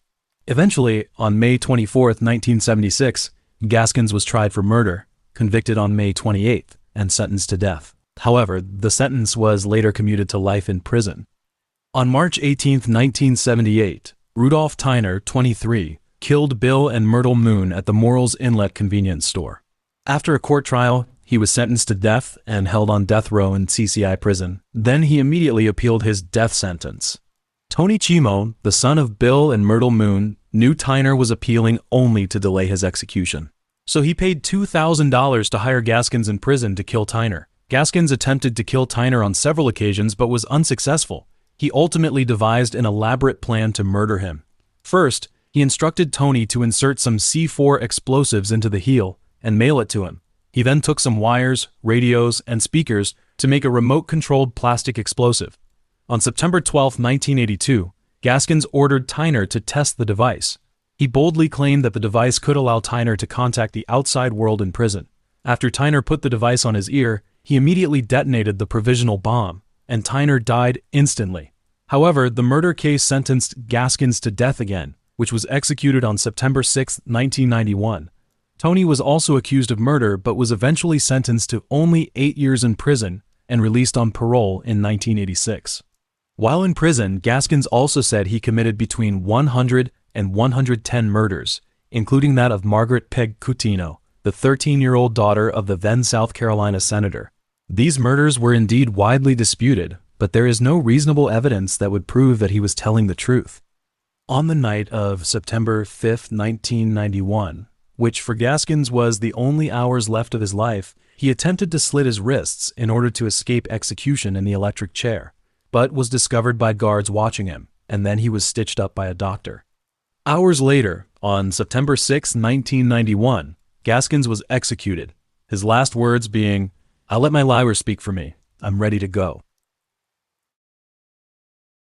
Richard Francis Cottingham was an American serial killer whose alleged murder count ranges from 85 to 100 victims. If substantiated, this would exceed the murder tolls of numerous other well-known serial killers, resulting in a significant number of unresolved tragedies for affected families. The media dubbed him the Torso Killer and the Times Square Ripper due to the nature of his crimes, which included a series of murders in the New York and New Jersey areas in the 1960s and 1980s. Some of his victims were brutally mutilated and decapitated, contributing to the notoriety of his monikers. Richard was born on November 25, 1946, in the Bronx, New York. However, the Bronx has a history of being a notoriously poorly policed area. Since 2000, however, the neighborhood has experienced a dramatic improvement as a result of New York City's aggressive crackdown on crime. Richard's upbringing was typical of that experienced by most people. He did not have an alcoholic or violent father, and he was raised by a mother who was soft-spoken and easygoing, as well as several siblings.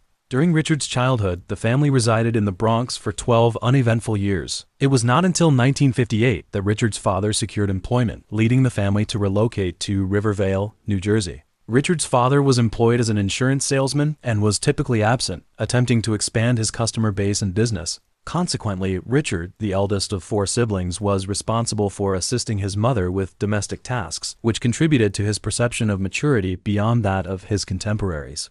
Richard, who was more mature than his peers, experienced difficulties in forming friendships at school. He often went to and from school and ate lunch alone. While he was not bullied, his school life was not characterized by a positive emotional state. At age 14, Richard transferred to another school where he formed some friendships and developed an interest in pigeons. He proceeded to rear pigeons in his backyard, and his preferred pastime was to interact with them with his family. In addition to his affinity for pigeons, he was also a long-distance runner, and during his high school years, Richard was a starter on his school's long-distance running team. Subsequently, Richard was promoted to the position of Vice President of Metropolitan Life Insurance, a result of his father's efforts. He was initially employed by the company as an analyst, and while working, he pursued computer classes to enhance his abilities. His proficiency in computers enabled him to secure a position as a computer operator for Blue Cross Blue Shield in Manhattan at the age of 20.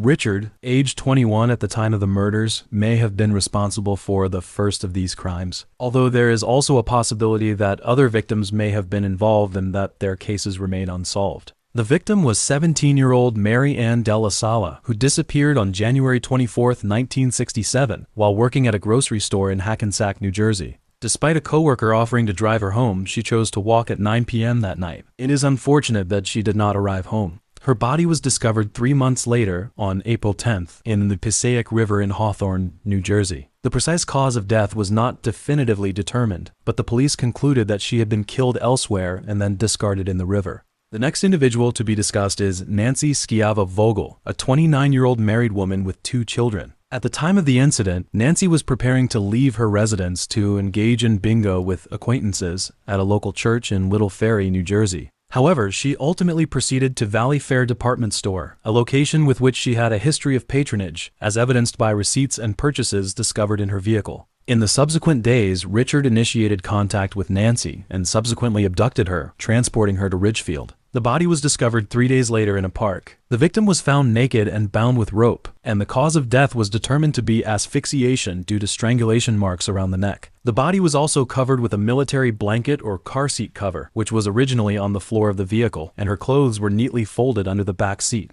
According to anecdotal reports, the 2 individuals were acquainted. However, for reasons that remain unclear, Richard proceeded to murder her. By analyzing Richard's subsequent murder methods, it becomes evident that he targeted young blonde women in their late teens to early 20s. He would first administer a drug to render them unconscious and then transport them to an isolated location or motel. There, he would then tie them up and gag them with duct tape before subjecting them to a brutal sexual assault, torture, and stabbing, followed by strangulation with a rope. To further obfuscate the identification of his victims, he would sometimes sever their heads and hands and remove those body parts.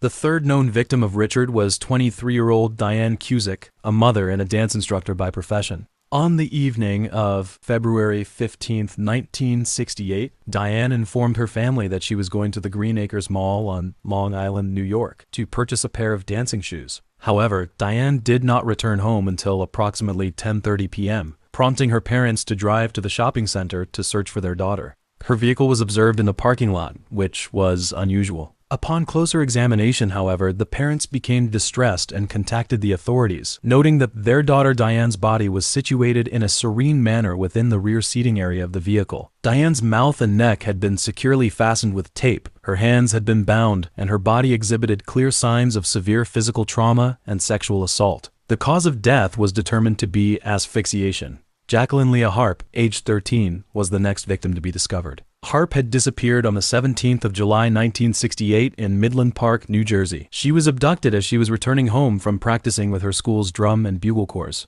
Her body was found the following day displaying the same signs of beatings, and the cause of death was asphyxiation. On April 7, 1969, at the age of 18, Irene Blaze disappeared near the bus terminal in Bogota, New Jersey. Her body was discovered the following day in the Saddle River in New Jersey, and the cause of death was determined to be strangulation. 3 months later, on July 14, 1969, Denise Velasca, aged 15, disappeared while walking alone, often wearing a small cross around her neck. However, this did not protect her from the perpetrator, who strangled her and left her body on the side of the road near a cemetery in Saddlebrook, New Jersey, the following day. The cases caused considerable apprehension in Bergen County, New Jersey, due to the victim's youth and the prolonged absence of a resolution. It was not until Richard admitted his culpability to detectives in custody that the cases were ultimately concluded. On October 3, 1969, Richard was charged and convicted of driving under the influence of alcohol in New York City and was fined $50 for the offense. Prior to his marriage, Richard was convicted of murdering a young woman. Specifically, on March 1, 1970, he was found guilty of the murder of Lorraine Montalvo McGraw, a 26-year-old mother. Her body was discovered in a wooded area west of Tweed Avenue in South Nyack, New York, exhibiting evidence of multiple injuries, and the cause of death was determined to be asphyxiation. On May 3, 1970, Richard and Janet Cottingham were married at Our Lady of Lourdes Church in Queens Village. During this period, they had 3 children. It is possible that their marriage was characterized by mutual affection and respect, or it may be that it was primarily motivated by financial considerations. Janet was reticent to divulge the specifics of their marriage, which may be attributed to her profound disillusionment with Richard's conduct. In April 1978, she filed for divorce on the grounds of desertion and emotional abuse. Additionally, there are indications that Richard refused to engage in sexual intercourse with her or provide financial assistance following the birth of their 3rd child. During the course of the marriage, Richard did not cease his homicidal activities. Mary Beth Hines, 21 years old, she was a live-in nanny who also suffered from epilepsy. Consequently, she was compelled to take the bus every weekend to reach her residence in Mineola. On May 5, 1972, she vanished. Her family promptly contacted the police, recognizing the gravity of the situation. They conducted an extensive search over several days. Despite the police's exhaustive efforts, Hines's whereabouts remained unknown until May 10th, when her body was discovered in a muddy stream in a wooded area on Main Avenue, west of Peninsula Boulevard. Her shoes were missing, and she had sustained multiple abrasions to her neck and face. The cause of death was determined to be asphyxiation. 2 months later, on July 20th, 1972, the body of another woman was discovered in a stream in the same area. The victim was identified as 23-year-old Laverne Moy, a mother of two, who had also died of asphyxiation. Her body was discovered in the same location as Hines's, in a stream, leading investigators to hypothesize that the two cases might be connected. However, it was not until later that Richard was linked to these murders through DNA evidence. On August 21, 1972, Richard was apprehended in a department store in Paramus, New Jersey. He was charged with theft and subsequently sentenced to a $50 fine and 10 days in jail. The subsequent murders became increasingly brutal. 1 year later, on July 20, 1973, Sheila Hymen, age 33, was killed in a brutal manner in her own home. On the morning in question, her husband was shopping at a nearby department store. Upon his return, he discovered Sheila's body in the bathroom, which was in a state of severe disarray. The victim's body was found covered in spattered blood. The cause of death was determined to be multiple blunt force trauma injuries to the skull, a fractured jaw, and a knife wound to the throat. Notably, at the time of her murder, the victim's 3 children were away at summer camp.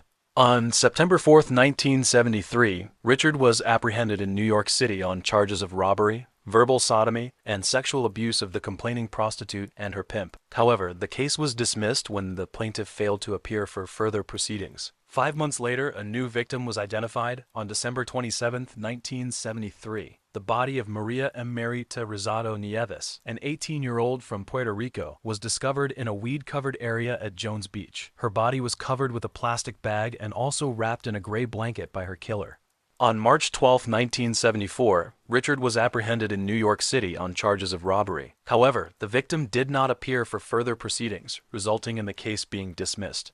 On August 9, 1974, Lorraine Marie Kelly, age 16, and Mary Ann Pryor, age 17, planned to go shopping at the Garden State Plaza in Paramus, New Jersey. Loren's boyfriend had something to do, so he left the two at a bus stop on Broad Street, where they could hitchhike. On August 14th, the bodies of the 2 women were discovered in a wooded area adjacent to the Richmond Gardens complex. They were unclothed, their wrists and ankles tied together, and their faces were oriented toward the ground as they lay in proximity to one another. Both exhibited indications of having been subjected to physical assault, including evidence of blunt force trauma and sexual violence. Additionally, their bodies displayed evidence of cigarette burns, and strangulation marks around their necks suggested that they had also died from asphyxiation. However, according to Richard's subsequent statements in court, the actual sequence of events may have unfolded differently. Lorraine and Mary were waiting for a bus at the station, but after a considerable period of time, they began waving and attempting to solicit a ride from a passerby. Richard then observed that there were no strong males in the vicinity of the 2 women. Richard then proceeded to seduce Lorraine and Mary, and upon their acquiescence, he transported them to a secluded wooded area. There, he physically assaulted the 2 girls before taking them to a motel. In the motel, he sexually assaulted them and, after subjecting them to torture, drowned them in a bathtub and subsequently discarded their bodies in a wooded area.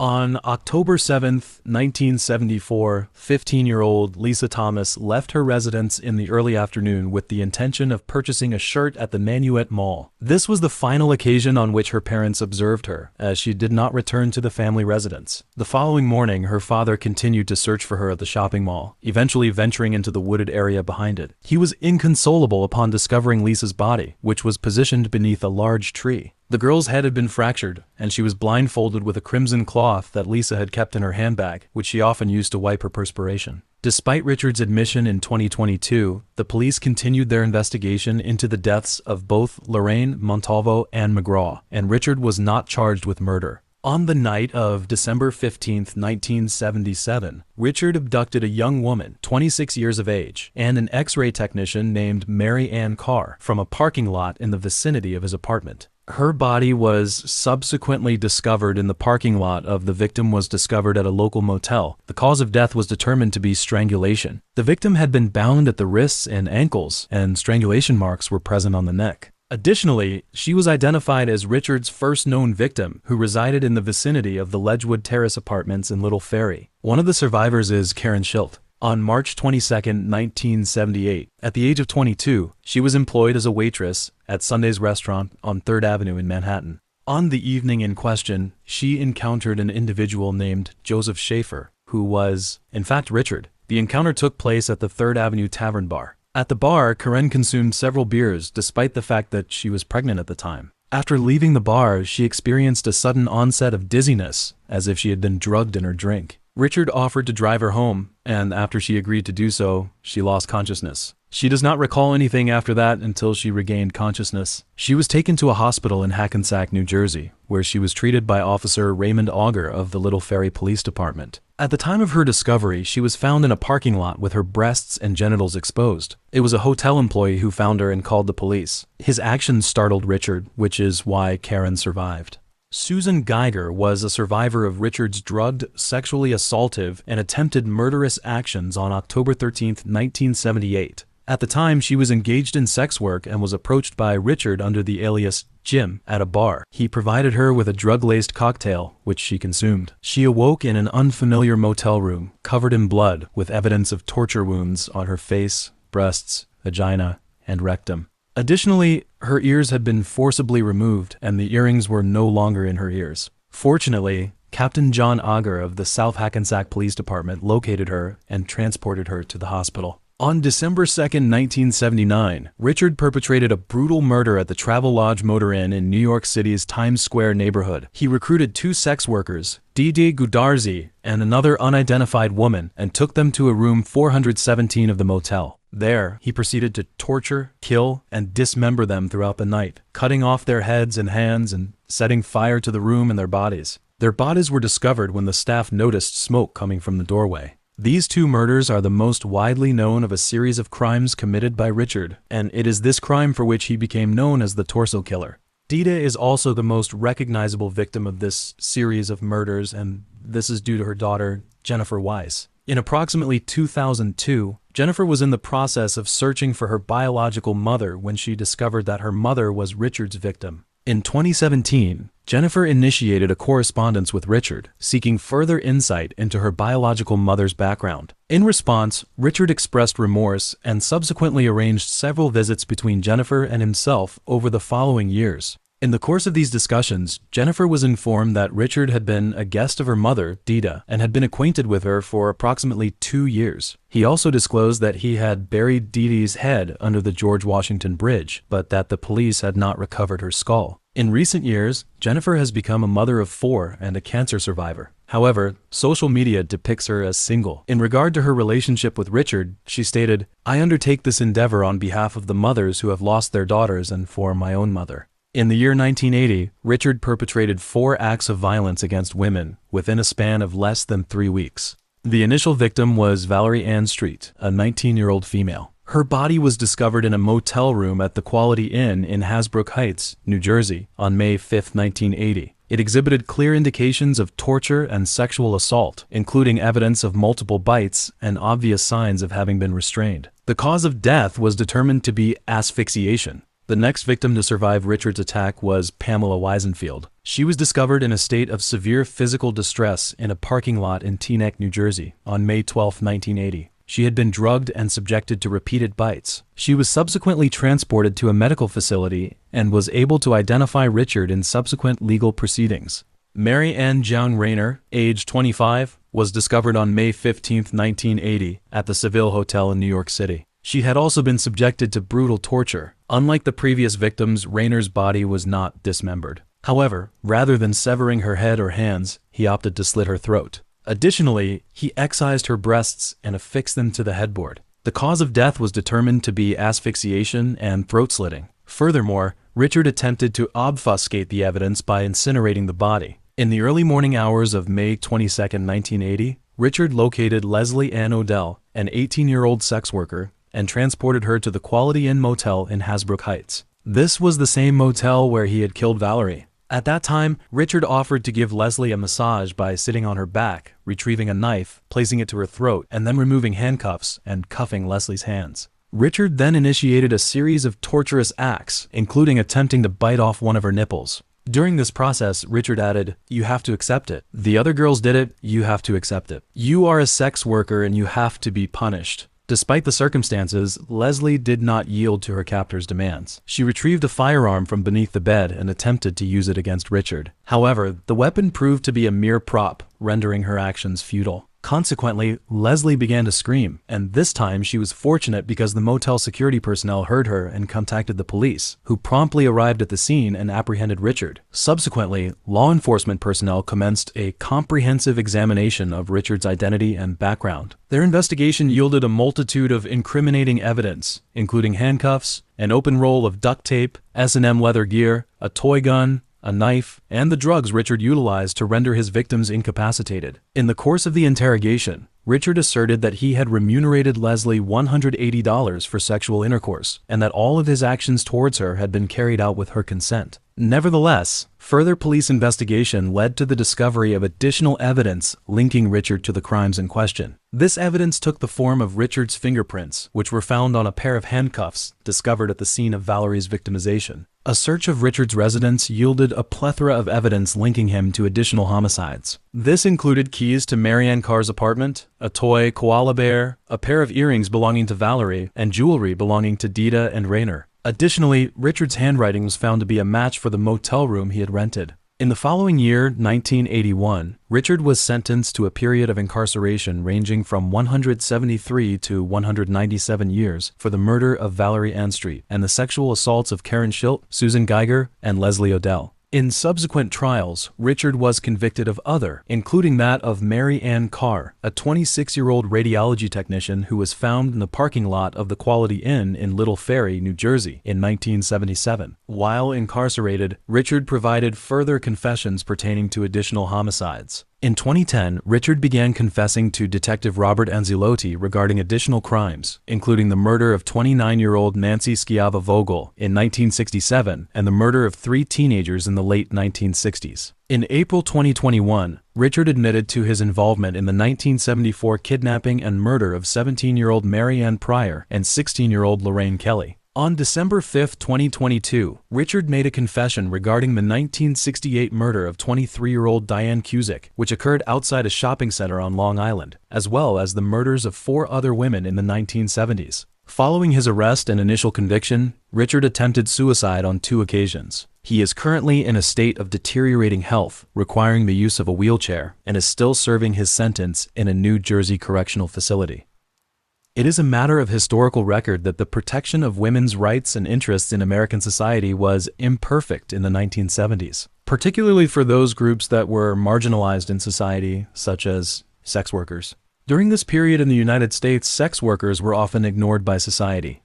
However, a significant proportion of Richard's victims were sex workers, whose rights and interests were not accorded sufficient consideration due to their marginalized social status. Furthermore, they encountered considerable difficulties in obtaining timely and effective legal protection when subjected to violence and exploitation. This situation is prevalent in numerous countries and societies, where sex workers frequently encounter discrimination and stigmatization. This not only constrains their access to social services and protection, but also amplifies their vulnerability. Over time, as women's rights have improved and societies have become more aware of the importance of gender equality, there has been a corresponding increase in the protection and support provided to victims of sexual violence and exploitation. In general, while women's rights were not as vigorously safeguarded in the United States during the 1970s as they are currently, they have increasingly been emphasized and protected as time has passed and society has progressed.